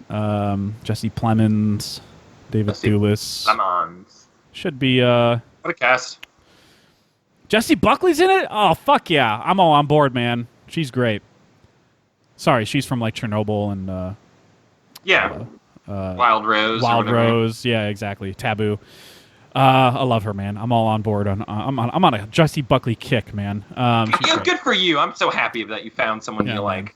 I like her a lot too. I still want to see Wild Rose a lot. Like the buzz about that movie is completely unreal. So yeah, it's really good. The ending is very much like it's a little tropey. The ending is. Okay. Does it end with her like being happy on stage? God damn it! As she smiles. I fucking hate you. God damn it! That's how it ends, doesn't it? See the fucking movie. God damn it! It's not fair. I just feel like I've seen every music movie ever end that way. Yeah. So. And nothing is as good as once. That's what you're saying, right? Myself and I've seen it all, and nothing's as good as once. I got it. I'm picking up what you're putting down. It is the same. It's the same ending as any music movie, but at the same time, what's welcoming about it is that it's not a love story. It's just about her trying to be a musician while also being a mom. And I'm like, oh, there's interesting. There's no love interest in this movie, and I like it's refreshing because every fucking musical has that. Yeah, that forced love angle where it's like, I'm gonna make you be a better person or whatever, and it's just absent in the movie entirely. And I love that. And the music's actually pretty good, even though I don't listen to country or whatever. How's the dumb kid? The kids are good. Actually, her son is like a toddler or whatever, and he's actually, he's like an adorable kid. Okay. You're like, holy shit, you're not annoying. That's good. Good for you. And her daughter like kind of hates her a little bit, so she's just like doesn't talk. And that's the best kind of kid acting you can do is just not talk. Make a silent mad type. Yeah, I get that. Yeah. And sometimes I feel like they write them that way, where they're like, well, we got a fucking shit kid here. We just got to write all of our lines. Yeah. We gotta instead of making people suffer for the next forever while they watch this movie. It's still a great movie, even though the ending was very much like, oh come on, really? We're doing this? It's the exact ending from every movie ever. And then I became famous. Anyways, yeah, I get it. Yeah, I still want to see it. I think it sounds great. I think she's great. Yeah, she's great. I thought she was great in Taboo. I thought she needs to get an Oscar nomination for Wild Rose. But the thing is, it's such a small Chernobyl. movie. Like she didn't have a really big part in that, but like she's memorable. Like and the entire time I sat there and I was just like, what do I know you from? Yeah. Oh, Tom Hardy's wife. Gotcha. Yeah, Tom Hardy's like dad's wife actually. Yeah.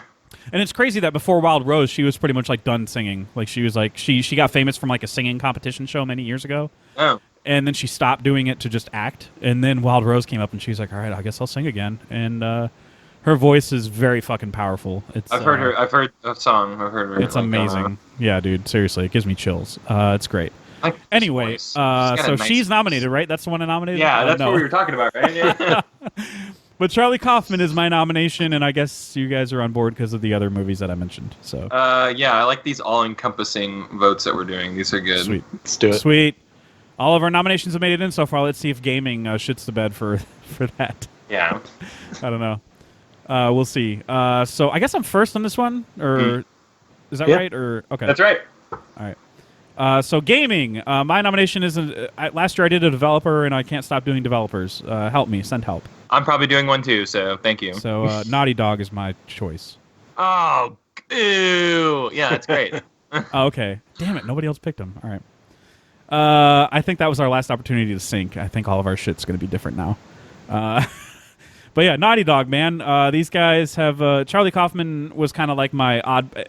It was originally somebody else, but that's kind of like my oddball pick, where somebody that just has a unique voice in movies, but hasn't really made them evolve, if you catch my... Like, there's nobody like Charlie Kaufman doing what Charlie Kaufman does. But in terms of Naughty Dog, everybody's trying to emulate what Naughty Dog's doing. Yeah, everyone is trying to copy the shit out of this formula. Yeah.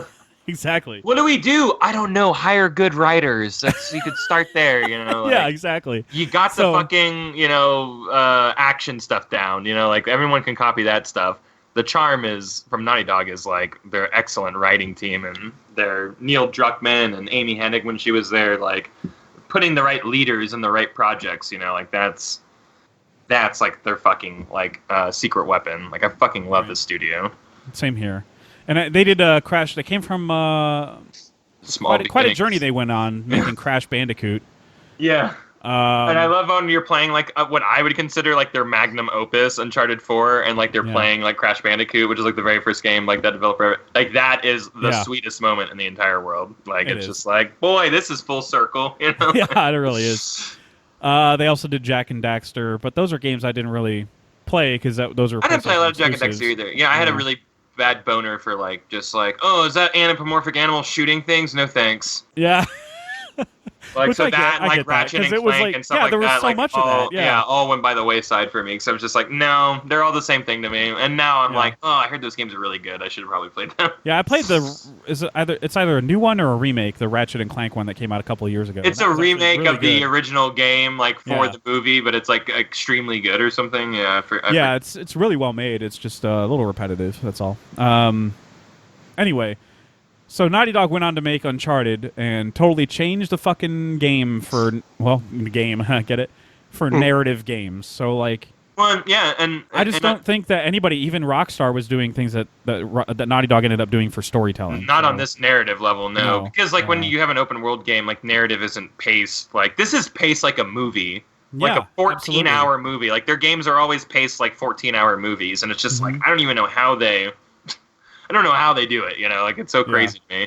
Whereas like Game of Thrones, as Grand Theft Auto, like you may go like 10 hours before you hit another story beat, depending on what you're doing in that game. Yeah, like, we were robbing banks. I forgot. Yeah.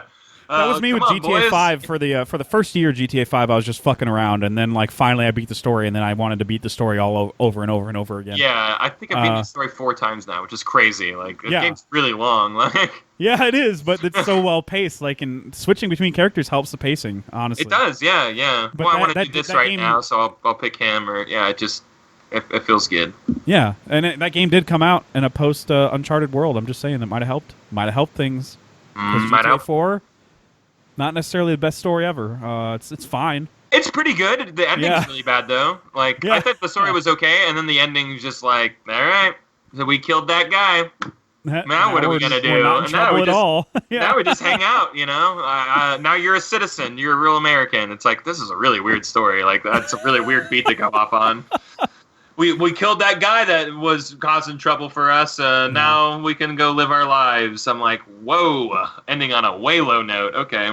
But yeah, I kind of like the struggle of being an immigrant and like it was a good story, but like and like you're running away from like this really violent past and like a shadow from your past emerges and like tries to ruin your new life. It's cool, like I like it, and they like you're intertwining like the FBI and like a lot of stuff in that game. So you're in 5 as well. 5 easily has the best story, I think. I agree with that. I think Vice City has a great story.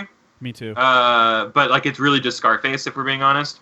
Yeah, it's literally very derivative. It's literally beat for beat, like stuff. Well, not beat for beat, but pretty fucking close. Like your best friend like turns on you. Like it's all. Well, I guess you turn on your best friend in Scarface, but whatever. Doesn't matter. Best friends stop being best friends. Same plot point. Yeah, exactly. Yeah, like But anyways, it's a good story. But man, 5 is like really special. I don't know. Yeah, I agree. And yeah, I love switching between all the characters. People can all the characters were cool. Yeah. So people like, I didn't really like playing as oh my god, why am I blanking on names? The main dude, the dude. Michael? Yeah, Michael. Jesus Christ, yeah. Yeah, the just don't like playing as Michael. Guy, yeah. Like I just don't like him. Like it's just kind of stupid. I'm like, what do you mean? Like, don't you get it? Like he's a recovering like criminal maniac who's like only like all he does is love movies now, and that's all he wants to do. Every decision he's making is facilitating being some like movie producer, and like he's doing it in very scummy and only ways he knows how to by being a criminal, and it's really cool. And he's going to therapy, so it's very like Sopranos, and I like all the interactions with his wife and stuff like that. Like he's a cool character, and like people are always like, I don't know, he's just another fucking white guy in a GTA game, and I'm like, Okay, that's Okay, we'll go switch over to the black guy. Yeah, switch over to the black guy or Trevor, who's like ambiguous to race. Well, he's not, but like he's just crazy. Like you don't see him as white. Like you just see him as a madman. He didn't handle his betrayal well. That's for sure.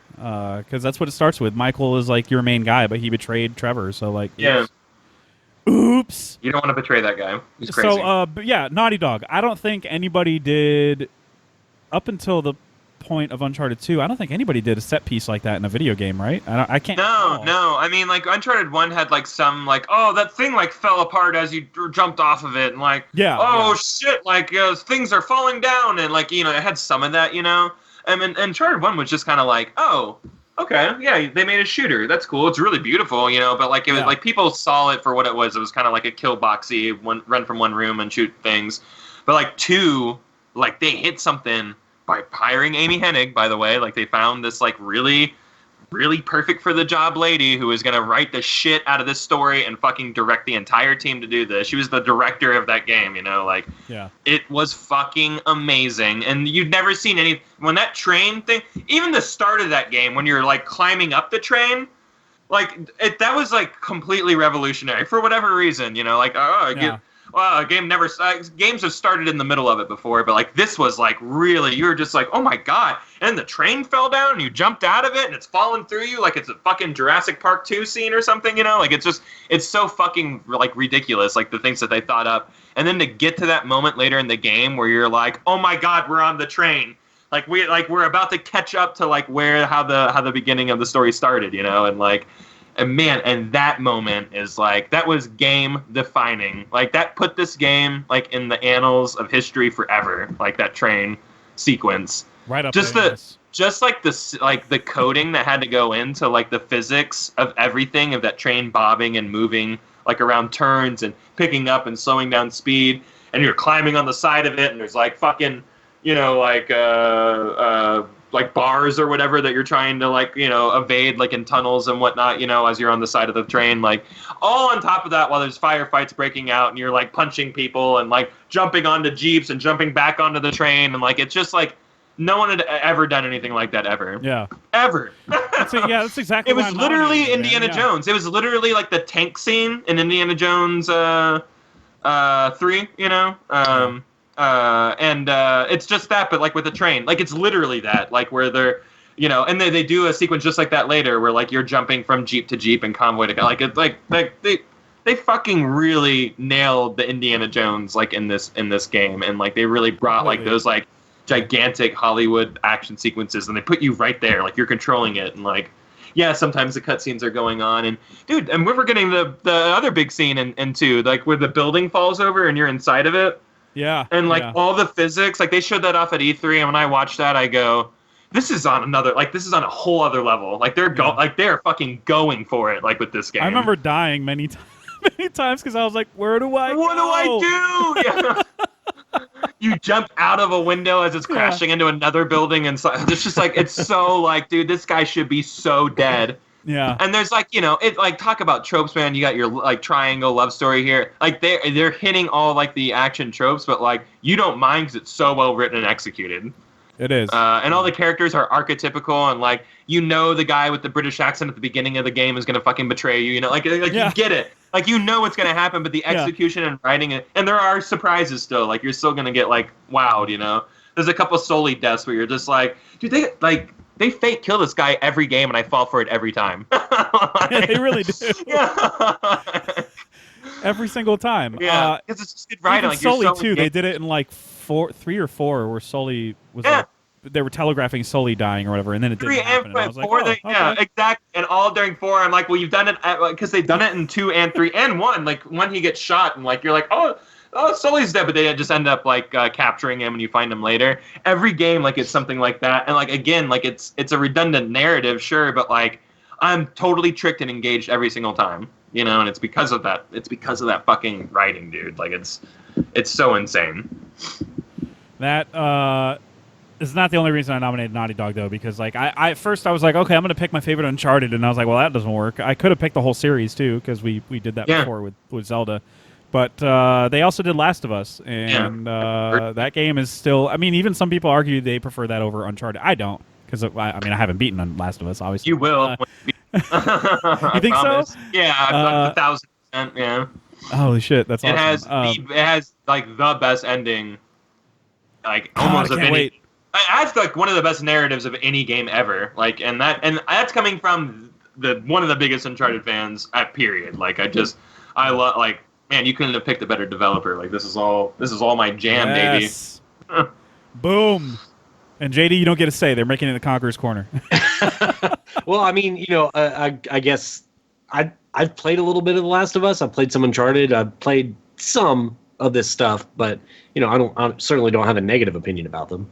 Well, and you need to play Last of Us, JD, and just put it on easy, because like I will admit, like, and the reason why maybe I would I think Uncharted's like way more fun to play. Like it's more, but like you're not supposed to be having fun while you play Last of Us. Like you're going through the same agonies and tribulations that they are. And like I could only play it in like 1 to 2 hour sittings. Like it was too heavy for me. Yeah, I got about an hour on my first. Even like when you're like not because like the story is too heavy or whatever, but like you're so stressed by consuming items, and like when you get into a fight with people and there's 3 dudes, like you're probably gonna lose. Like like it's like, especially if you don't have anything on you, like so like there's just a lot of stress in that game. Sure. And killing people. Like by the end of that game, like you don't have a 1,000-person body count. Like all the kills are really intimate. When you're choking out people, like they're really like it's real. It's too real sometimes. You know what I mean? Okay. And like everything about the game is just like it's like object is to drain you, like just completely like suck you dry of everything that you can feel. And like by the time that you're so emotionally raw, by the time that game is done, that when that ending hits, it's just so. Well, in the beginning is like it's a high, and I won't spoil it for JD since he hasn't played it yet, but I know you at least got through it, like Jeff. Yeah. There's a really emotional moment where you're like, man, it's never gonna hit that again, and I think I know what you're talking about. I got about an hour or so in. Okay. Then. Yeah, you had to have seen it then. Yeah, his daughter dying. Yeah. Yeah, which kicks off the whole narrative, because like then you'll catch him, and it's all the little stuff. And I don't know how writers think of these things, like, and I fancy myself like a writer of like little fictions and stuff like that, and like I couldn't even dream of stuff like this, but like his daughter gave him a watch, so like anytime Ellie reminds him of his daughter, he'll always look down at his watch and smile and like kind of like shake his head off, like stop, like. Yeah. Stop comparing the two, or she's not your daughter or whatever. And by the time he's looking at his watch and he looks up, he stops. By the end of the game, he stops shaking it off. Like he's accepted, like that. Like they're just they're in this. Oh, it's so beautiful. And it's just a little. You will not catch it unless you're looking for it in the background. It's just a little thing. Like it's little, and that's why they have to have those real actors come in and really act out these scenes. And that's why those performances are just so real, because they're there in those rooms together, really acting out these scenes like together. Right. Yeah. So like you see all these little idiosyncrasies and these little like micro movements and stuff like that of these characters doing these things. And guess what? They're there for a reason, because it's developed. Like they make sure that stuff is put in there. So when you're on your second playthrough, if you're an eagle-eyed guy, like you're really picking up on that stuff, and like that's telling this whole narrative. Like the exact moment that like that Joel like accepts Ellie, like as like he's just like, God damn it, I fucking love this girl, like I just can't, I'm not gonna let anything happen to her, because at first he's just like, if you die, I have nothing, I'm just trying to do my job or whatever. He really doesn't want to be burdened with her at all. He doesn't want to be burdened with it. You remind, like, I had a daughter your age, and she died on my watch. I don't want anything to do with this, and like it's like. Man, that story is so fucking good, dude. Sweet. Shit, I can't wait to beat that shit. I'm pretty sure it's on sale on PlayStation Store, so... Yeah. If you don't have it, JD. I'm pretty sure... No, I already do. No, I got it a couple months ago. I thought it was on a good sale. I got it for like $5. Yeah, that one's on sale often for anybody that is listening that hasn't played it yet. That's the Naughty Dog titles are on sale often now. Yeah. Oh, yeah. Anyway, so obviously Naughty Dog made it in. So, JD, are you next? Or I think I'm next. Okay, yeah, I think Kyle's next. Kyle, what's your gaming nomination thing? I'm going developer as well. I am going to go CD Projekt Red. Holy shit. So they are about to do a little something called Cyberpunk. I don't know if you know what that is, guys. Yeah, I'm somewhat familiar with that. And they've done a little game, which is a small one, called The Witcher 3, which... I've heard of that one too. Yeah, This is just a couple little games here. This is a small little Polish studio, you guys, that like started with like this Like Witcher 1 was like like think of it like a Diablo like perspective, like way pulled back, like bird's eye view perspective, and like you click and Geralt will go there, and like you'll go up and you'll interact with people that way, and you'll fight people that way, just like Diablo was like back in the day. Like think about like that's where this series started, all right? You know, and small little studio, and people love the story and the universe because the books, like there's so much source material there, you know, and they pull enough from the source material, but like this is their own version of this universe and story, I would say, separated from those books, even though you can kind of use them as kind of reference points. Anyways, like they came out with 2, and 2 like really like that's like it landed them in a very like big manner, but still niche. You know, like you were only like a hardcore. Like you only played this game if you were like a hardcore fantasy person. You know, like oh shit, or I played the first one, I want to play the second one. But this one was really good. It had a doubled down on the story. It had an excellent story. It had one of the greatest CG cutscenes of all time, which I'll share with y'all in the chat here. It's super good. Like it's this guy raided. It's another Witcher. He's raiding a ship, and that's who you're fighting. You're fighting like another, you find another dude in this one, in the second one, and it's all about like the king has been assassinated, and now there's this power vacuum, and elves from the forest are coming out and like attacking humans while they're down on their luck while they're trying to fight amongst each other, and there's just all this crazy stuff going on in this, and then that somehow births into, and that was still a pretty like straightforward narrative. Like you were it wasn't open world like in a way, it was like hub areas, you know what I mean? So it's like kind of this area is the area you're going to be in for a little while, kind of explore in this area and do things, and then you're kind of load into another area, and you're not going to be able to go back for a little while. So there's not like a cohesive world. I don't know where this little studio got off and goes, we're going to make the biggest world there's ever been in an open world game. We're going to put the most stuff in it.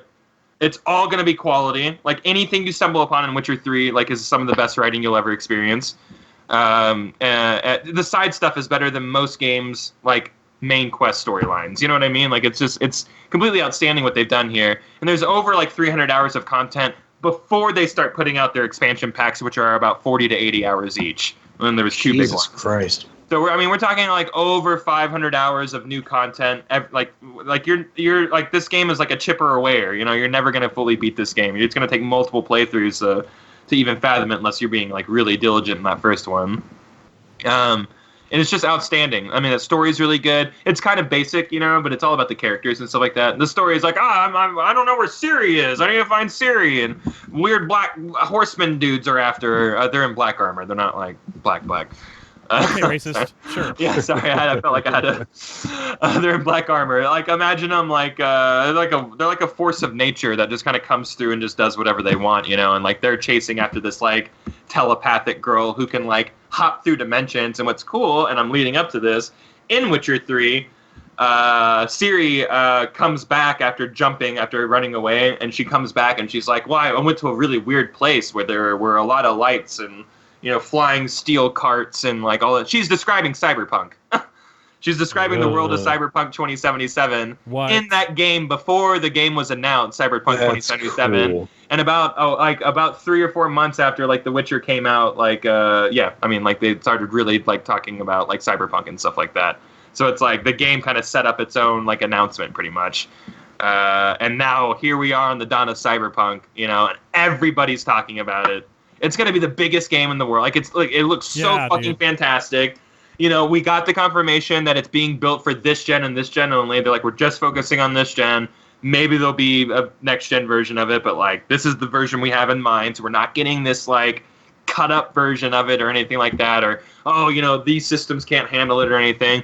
And I know the narrative's like changing a little bit online. Like people who keep on seeing more and more of it, they're like, well, I see the video game in it now. Yeah, it's a fucking video game. So I don't know. What does that even mean? It's too much of a movie or something.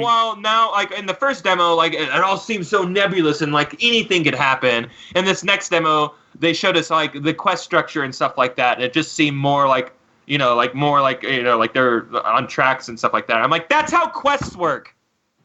When you're on a quest, you're on a, like they take you down a line pretty much. You have to go somewhere and do something, and I'm just like, I just don't get. So you mean like it has video game mechanics? Like I don't know what you mean by it's. I see the video game nature of it now. It's such a fucking pretentious thing to say. Like it is, yeah. But anyways, not a lot of people are saying that. I've seen it a few times. These are the developers, like not us plebs here. Not developers, but people who are going to the behind closed doors like demos of this. Right. These are like in industry people who are like complaining about it. I'm like, guys, come on, you fucking killjoys. I think it's going to be great. The other reason I wanted to do the developer themselves is they take the hard side of the fan, So like when The Witcher came out, all of their DLC was free. Now like you're Kyle, there's expansion packs. Yeah, I said there were 2 full game content expansion packs that were $30. Actually, I think one was 15 and one was 20. And you got 40 to 80 hours in both of those. Most games aren't that long, and like you just bought it for $15. So, like, I would say if anybody's doing it right, it's them. The DLC and the expansions and season passes and all that stuff. And, like, if you didn't get the season pass or you didn't buy that DLC, all the little things that they added in those first few weeks were all free. It's like, oh, you got a new, like, outfit for Yen, and you got all these things that everybody else would charge you, like, little, like, pennies for and stuff like that. They're just like, no, we're giving you that, because, like, we love you guys. Another fun fact, President Obama was given a copy of The Witcher 3 from the... whatever of Poland, whatever they have there. I'm sorry.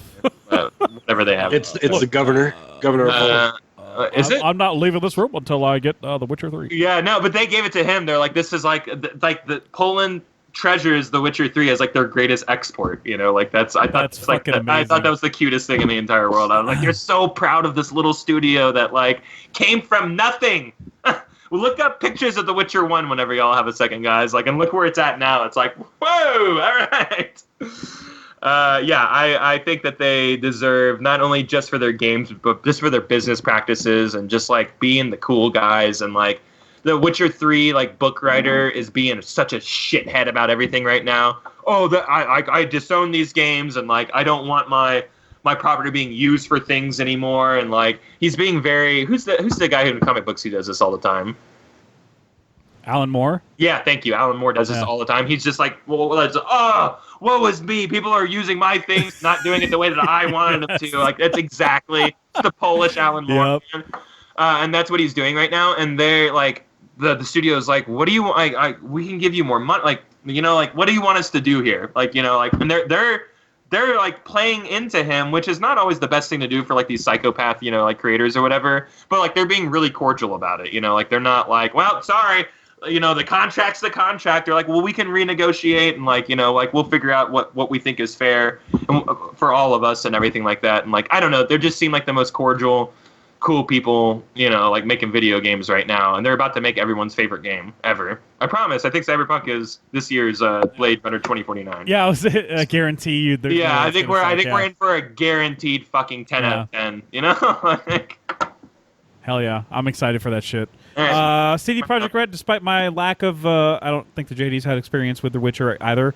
No, I mean, Battery Boy at work talks about it a lot, so I kind of I feel like I have a positive opinion of it now. Okay, I've drowned out a lot of in the books, Gerald did that in the script. I'm going to talk to you. I'm going to talk to you about the details of this game as if you played it for an hour and make it not work right. Yeah, okay, thanks, buddy.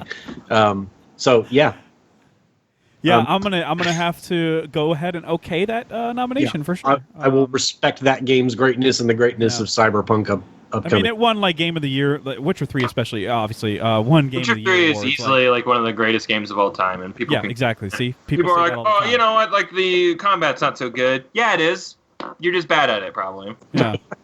Combat's not good, meaning I suck at the game. Well, I mean, it came out like on the heels of like Dark Souls. People were like, well, Dark Souls combat's better, and I'm like, you just have a fucking boner for Dark Souls, okay? Like, let's chill out on that. Like, it's seriously, dude. Fine, everybody. Just tired of God. Dark Souls fans are the Star Wars fans of video games. Like, they're just like they're so obnoxious. Hey, I need help on this. What do I do? Oh, you should get good. Yeah, that was cute 10 years ago. Yeah. God damn it. So that's a great pick. JD, this is our final. This is it. Nomination. Wow. What do you got for last gaming? Chance I'm so glad I get to talk about games last as a punctuation point because I know what I'm talking about. You know a ton about games.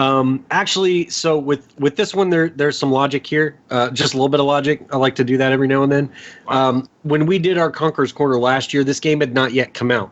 And so I feel like it's worth bringing up since it didn't win Game of the Year as it should have. Let's fucking throw Red Dead 2 in there, man. Yes. Yes. I mean, look, there are 2 games that I've spent 80 plus hours on over the last, well, I guess 3 games: Battlefield, Team Fortress 2, and this. I think we all almost put in like 100 hours on Red Dead, or at least like 80 easily. for the story, right? I came in like right under 100, yeah. But since then, I've put in 100, yeah. Yeah, Like, and after I for rolled sure. credits, I was like at like 88 or 86 hours or something. sure, Like yeah, sure. Sure. It was Out of worth. the damn way. that. Hey, Fuck. mister. Lenny. Lenny, you're my friend, Lenny. Man. Everything Lenny. about that game still resonates with me. It feels like not even a minute was wasted at all. Everything, and sorry, fuck you running around camp, people. Walking around camp is fun. It is a cowboy simulator built to be immersive. You are not supposed to run around like a jackass everywhere. I'm sorry if you're and too run into dumb. people. I think Like, every time I run out of a shop and like I break something, like all the town hates me. You're being a dick right now. Like, Right. yeah, like it's supposed to.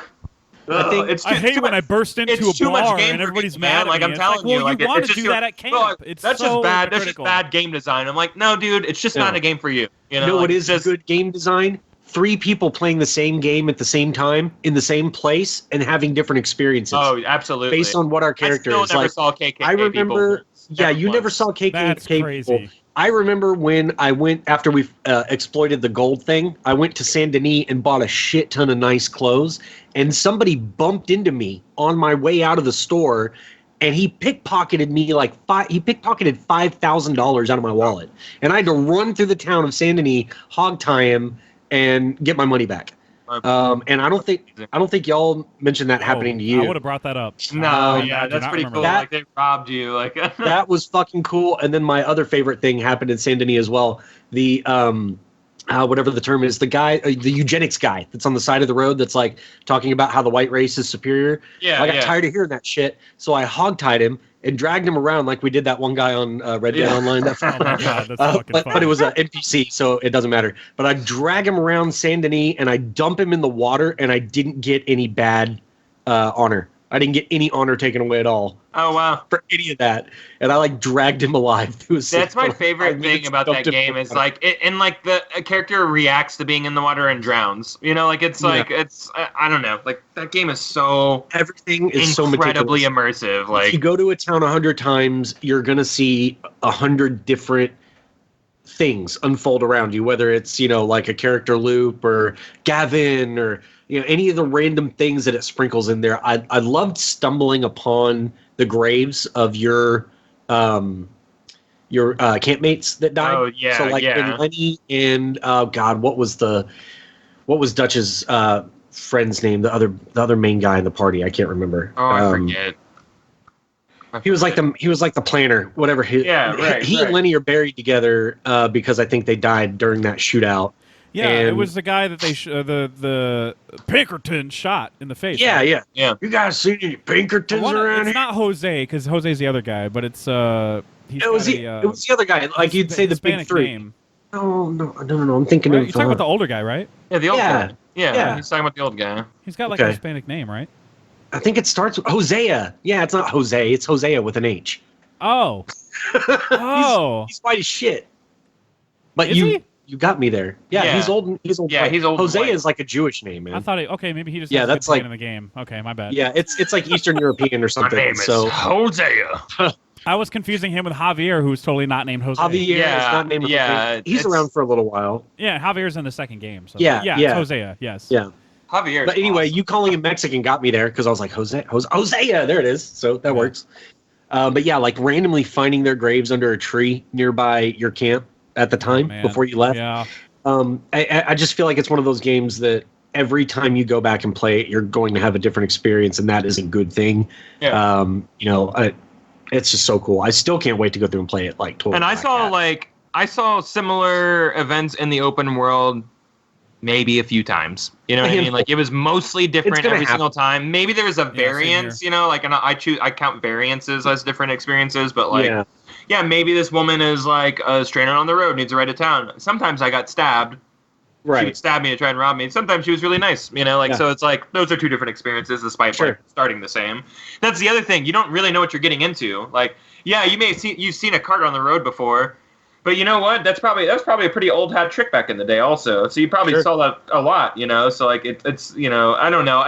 The game never felt like it was like generating code to me. Like I was just like, dude, I'm fucking Arthur and I'm walking through this shit. And like it's just like it was so incredibly immersive. I can't use any other word for it. I don't understand. Yeah. I don't understand why we're like a year like later almost, and like that game is pretty much dead. Like no one's talking about online. Like online's still kicking and it's doing stuff, but like it's like GTA 5 is still the most played game of like out of the two. Yeah. People still are like well, and it doesn't all help about that they just launched like casino shit. Well, yeah, GTA absolutely. 5, it like, does, yeah. So I mean, they're competing against each other. Still doing it, now, Yeah. And GTA Online is a big money cow for them, so they should keep on doing it, But like, I hope we get a lot of really good like. I keep on hearing, fucking Red Dead Redemption 1 and the Red Dead 2 engine completely remade, like coming as DLC for Red Dead Redemption 2. I hear a lot of really. I hear that stuff is coming, man. I hear convincing shit for that, yeah. Well, because the only reason we never got GTA, which I just learned this, the only reason we never, well, I actually knew the reason, but I learned what we were going to get. We actually were going to get GTA 5 stuff. There was going to be a new casino heist. The casino just opened up, but like it was going to be a single player like heist, that was going to be about, we're getting the gang back together, we're going to heist this. Or it may have been different casts. It didn't really specify, but like it was going to be a whole new story about like Ocean's 11 style, like heisting this casino. And there was also going to be like the Red Dead Undead event. They were going to do that, but in the city. Oh, They were going to change the entire thing to look like a zombie apocalypse, and you're going to have this like giant like 15 to 20 hour like story, like content or whatever. But online took off and got so popular, and it took up so much of their time, they axed all of those ideas. Damn it. So here's the cool thing, though. Red Dead Online's doing okay. It's not doing really well. Probably not going to take a lot of time away from all this single-player content, and that stuff's probably going to end up coming out because of it. So, and that's what we love about the game, so... That'd be so cool. And Red Dead, the zombie stuff, the zombie nightmare from the first game was so fucking popular and huge that they're gonna have to do it for 2. And if they don't do that, they'll do robots, like for Westworld. You know what I mean? Oh yeah, they'll do something gimmicky. Yeah, so you're fighting cool. swarms of robots. You know what I mean? Like it'll be just aliens, like since aliens. yeah. Oh yeah, dude. Like that's totally happening. Like we're getting some alien shit for sure. There's too much alien stuff in this game. There's alien stuff in all their games. They're so obsessed with that stuff, but like, they really dived into it this one.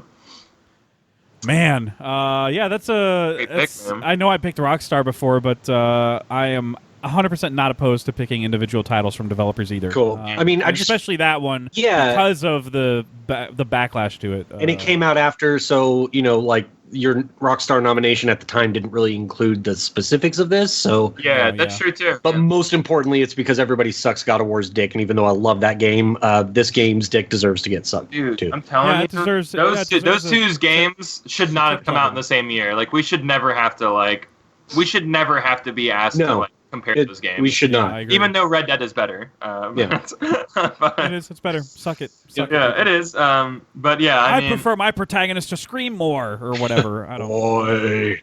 You scream less. Boy. I hate you, Kratos. Yeah.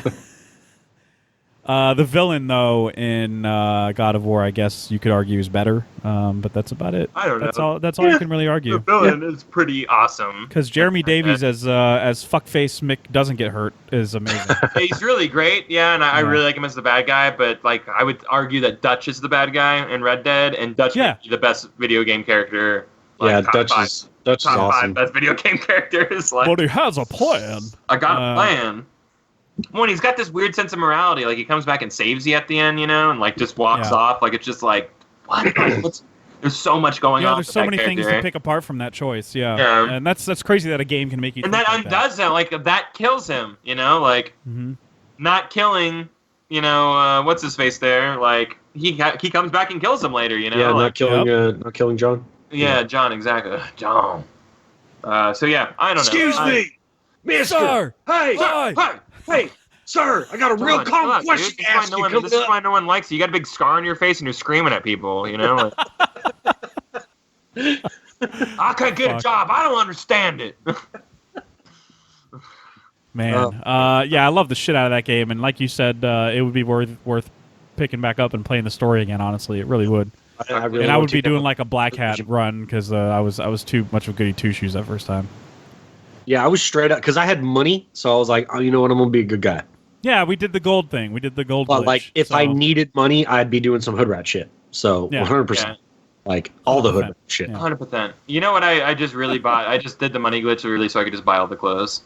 Yeah. Yeah, I did. I spent because I changed my clothes constantly. 3 hours. Like I was always walking out, like, and I was like, oh, another mission. I got to go home and change. You know, like I gotta make sure I look sharp for this. I did like the raccoon hat and just like everything, like thick pelts, and yeah, it was good. I had fun with those wardrobes. Pelts. Sorry, that's a different thing. That's the Revenant. Pelts. You gotta get the pelts. That's right. Fucking Tom Hardy. Yeah.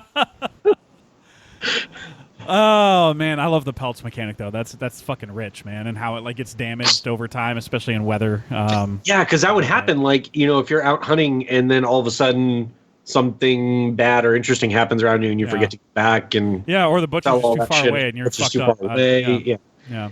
Yep. The game is great. It's awesome. I love it. I love all the mechanics in it, and I like that detractors of it try to poo-poo the phrase immersion, like Kyle was mentioning how immersive it was. They try to just go, ooh, it's immersive, as sarcastic as possible, and I'm like, that's not a diss, guys. Yeah. You saying it sarcastically doesn't make me go, oh, it's suddenly not good now. Yeah, that's like somebody with a sport that they don't get like, ooh, you're entertained by it. Like, well, yeah. Oh, God. Yeah, that's what I want, so whatever. That's what I want. All right. So that's an easy yes for me. For Kyle as well, obviously. Yeah, it's all yes on me. Yeah. Right. I'm here about people. We're gonna yes all over Red Dead's chest. Unanimous nominations for 2 years in a row. Look at us. Oh my God, who would have thought? Yeah, who would have thought? Who would have thought it? All right. So that's our annual Conqueror's Corner Hall of Fame type induction thing. Congrats to us for being making good choices. Good job, us. We could use a little more diversity though. I mean, Ramin's not white, so he's German. Yeah. Wait. I didn't hire. I inducted an Asian person last year, so you did. My conscience is clean. So there's no Asian. And I'm European. You know, I'm pro-European as well. I did a Polish. You know. You did Hans last year. I helped induct 2 Jewish writers, so everybody else can suck it. Like they need any help. Yeah, come on, man. Oh, God. I'm sorry. That's a joke. I know. Obviously we're joking. We're all just joking. Come on, guys. We're all having a good time. Stay tuned for the next episode that you hear, because this is probably recorded out of order. Speak behind the curtain, I guess. I don't know what we're going to do next. 1999. Oh, top 10 99 songs. Let's do that shit. 99 songs? Yeah, top 10 1999 songs. That's going to be a good. That's going to be a hard one for me. Yeah, it's going to be super hard. Hopefully, it's as big as a big of a year as it was for like movies, because that year is incredible for movies. It's okay. As we already discussed, if you guys go back and listen to that, I definitely don't have a favorite movie that came out that year or anything. Yeah, me neither. It's certainly not a Conqueror. Oh man, I don't know. It's a lot of swimming in sevens for me for that year. Yeah, 99. Like 1999 is the 2019 of movies. Quick glance at 99 music. We've got "Livin' La Vida Loca." Hell yeah! I Want It That Way by the Backstreet Boys. Hell yeah! Number one. All Star, Smash Mouth. Yeah. Oh, wow. Hey now, you're a rock star. You're an all-star. Every Morning by Sugar Ray. More like Sugar Gay. Sugar! You guys gotta see. Okay. Yeah, that video where he gets called Sugar Gay and he gets so upset. So my God! And that was like 15 years ago. Yeah, it was. Actually, like say that and not have the public just completely like, because nowadays, if you said that to Mark McGrath in public, the public around you would beat your ass for saying that. Yeah, you'd be like, "Oh, fucking." What did you just say? And then he threatened to beat the shit. Like, how homophobic is he to threaten to beat the shit out of somebody for saying? Who cares? Right. Say it to my face, motherfucker. You're nobody. That's what I thought. There's so much cheese in this year that I can't. Mambo number 5 came out in '99. Oh, dude, number 1 right there. 1, 2, Got some 3, good 4, shit, though. 5. Yeah. Scar A little Tissue, bit of Tina all night long. I'll be sure to have only Cookie prog rock stuff on my Oh, Wild list. Wild West came out. Oh my god. Wicka wow. Wow. I'll throw in one like cowboy living in the cowboy days. We can scratch yo bang bang. Jesus Christ. Me and Artemis Cladfall gonna save I'll Selma definitely- Hayek from the big metal I'll have a spider. pretty cucky top 10 because of in that year I was listening to a lot of pop music and Fred Durst right here. I try. See, I mean, I try my best to cultivate my list of like not a mixture of how I listened to music then and like now, because like in that moment that was music. You know what I mean? Like sure. So for that year, like that's you were like, this is the best song ever, and then you grow God, up. I hope like, Radiohead had an album that year. There's a lot of pop and alternative, like Learn to Fly from Foo Fighters came out that year. What's My Age Again, Blink-182. Smooth. Y'all remember that Santana song that Matchbox 20 guys were famous for than his own songs? That song's really good. Nobody knows what that is. She's So High, Tal Bachman. Y'all know that one? Nobody knows what that is. You don't know what Smooth by Carlos Santana is? No. Smooth, a bit of bottom, deep. I know a lot of Carlos Santana songs. I don't know what Smooth is. Good enough. I would yeah, okay. I know. world I didn't know that was what that was to called. lift you up. I could change my life. Yeah, I've heard it. Better suit your mood. Oh my god, that was the most annoying. Like that, I think that won like all the Grammys and shit that year. It did, yeah, because it was a big so popular crossover. Because Carlos is like this god, and Rob Thomas is Rob Thomas, just like the moon. Yeah, it's a really sexy song. Sweet emotion. So yes, Nookie 100% came out in '99. Yes, right here. That's what I'm talking about. Oh man, this is gonna be great. Right here. I think I want to come with a serious list and a not serious list. Yeah. Yeah, it's a good call. But I mean, I'll mix them. Summer Girls, LFO. Man, that was the shit when I was in school. Yes. And then like the next year, I'm like, hey, that song was pretty terrible, right, guys? Yeah, it was. Okay, good. Baby One More Time came out that year. Everybody, just keep that in mind. The Genie in a Bottle came out. This was like the birth of all like the here's the young hot girls that your dad's gonna want to fuck, and we're gonna sell you music. And it's gonna be you're gonna tell your dad to stop talking about it because it's awkward. Oh my god, dude, that was. Dude, my dad would used to turn to me and go like to Britney Spears and like Christina Aguilera, and he's like, hey. That's what Daddy wants for Christmas. Oh my god! And I'm like, that is so inappropriate to tell like a 13. Fuck that. That's not like literally, please. That's like overtly, like not even trying to hide it. Creepy. That's Come on, the nookie. Come on. He wanted the nookie. He wanted that cookie. So we could take that. Okay. And stick it up your stick anyway, it up. we're gonna do that next. It's gonna be Stay fun tuned for that, everybody. It's gonna be fun, and hopefully there's some dumb picks in there. Yeah. I might put some Buster Rhymes in there because "Give Me Some More" is a great fucking song. There's a Blue Monday remake. I remember that. My favorite Hikaru Utada album came out that year, First Love. So yeah. All right. Back then I was listening to fucking J-pop, man. What do you want me to do? Be American. This is American. Be American. Hey, with those sick, silk like dragon shirts I wore all the time, like there was no way. Like it was a self-realizing prophecy. Guerrilla Radio. It was great. Guerrilla Radio. Turn that shit up. Oh man, that was some good stuff. I loved Rage. I loved Rage. Duran put out an album that year. That's weird. There's no reason for me as a suburban white kid to love Rage Against the Machine, but Kevin Maines got me onto him, and I was like, "Yeah, fuck the world, I'm angry." Right? That's what I'm supposed to be. Right? I don't know what caused me to get into him and Limp Bizkit. It really, but I was into him. What really did it for me is the end of the Matrix because they play Wake Up. So, I recognize that. Fucking cool, and that's what really made me get into him. Jamiroquai had Canned Heat. I remember enjoying that song. I love Jamiroquai way too much. Me too. That music video. Creed, yes. Hybrid Theory came out that year, boys. Just FYI. Insanity and all this. If y'all are lying to yourselves about not feeling pain and love when Linkin Park came out, you're lying to yourself. Love Linkin Park. Paper Cut is a fantastic song from. This is Hybrid Theory, so you're talking the right language, bud. I played Paper Cut with a band at a church Battle of the Bands one time, and it was really awkward. I actually forget the song I really like on there. God damn it. I'm not going to look it up. Don't worry about that. Don't worry about it. Oh, Blue came out. Great. Blue, da ba dee da ba die. Do y'all remember the Bad Touch by the Bloodhound Gang? Oh. Yes. Was that the You and Me Baby Ain't Nothing But Mammals you song? And me, baby, Yeah. nothing but mammals, so we can. Oh man, do that was ridiculous. Hey, is this the same year that Tom Green released a song and My Bum Is on Something?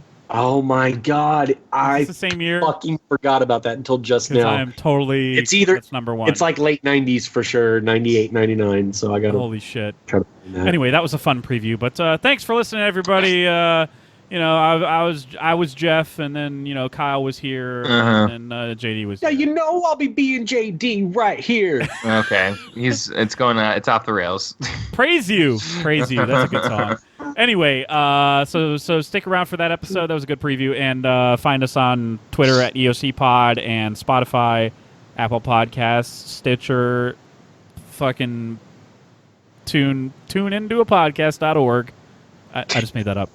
Facebook and SoundCloud, all that shit. You can find us everywhere now, and appreciate our artwork, which I'm totally gonna JO to later. And what? Yeah. Wow. What happened? What happened? I didn't say anything. Okay. Get your money's worth.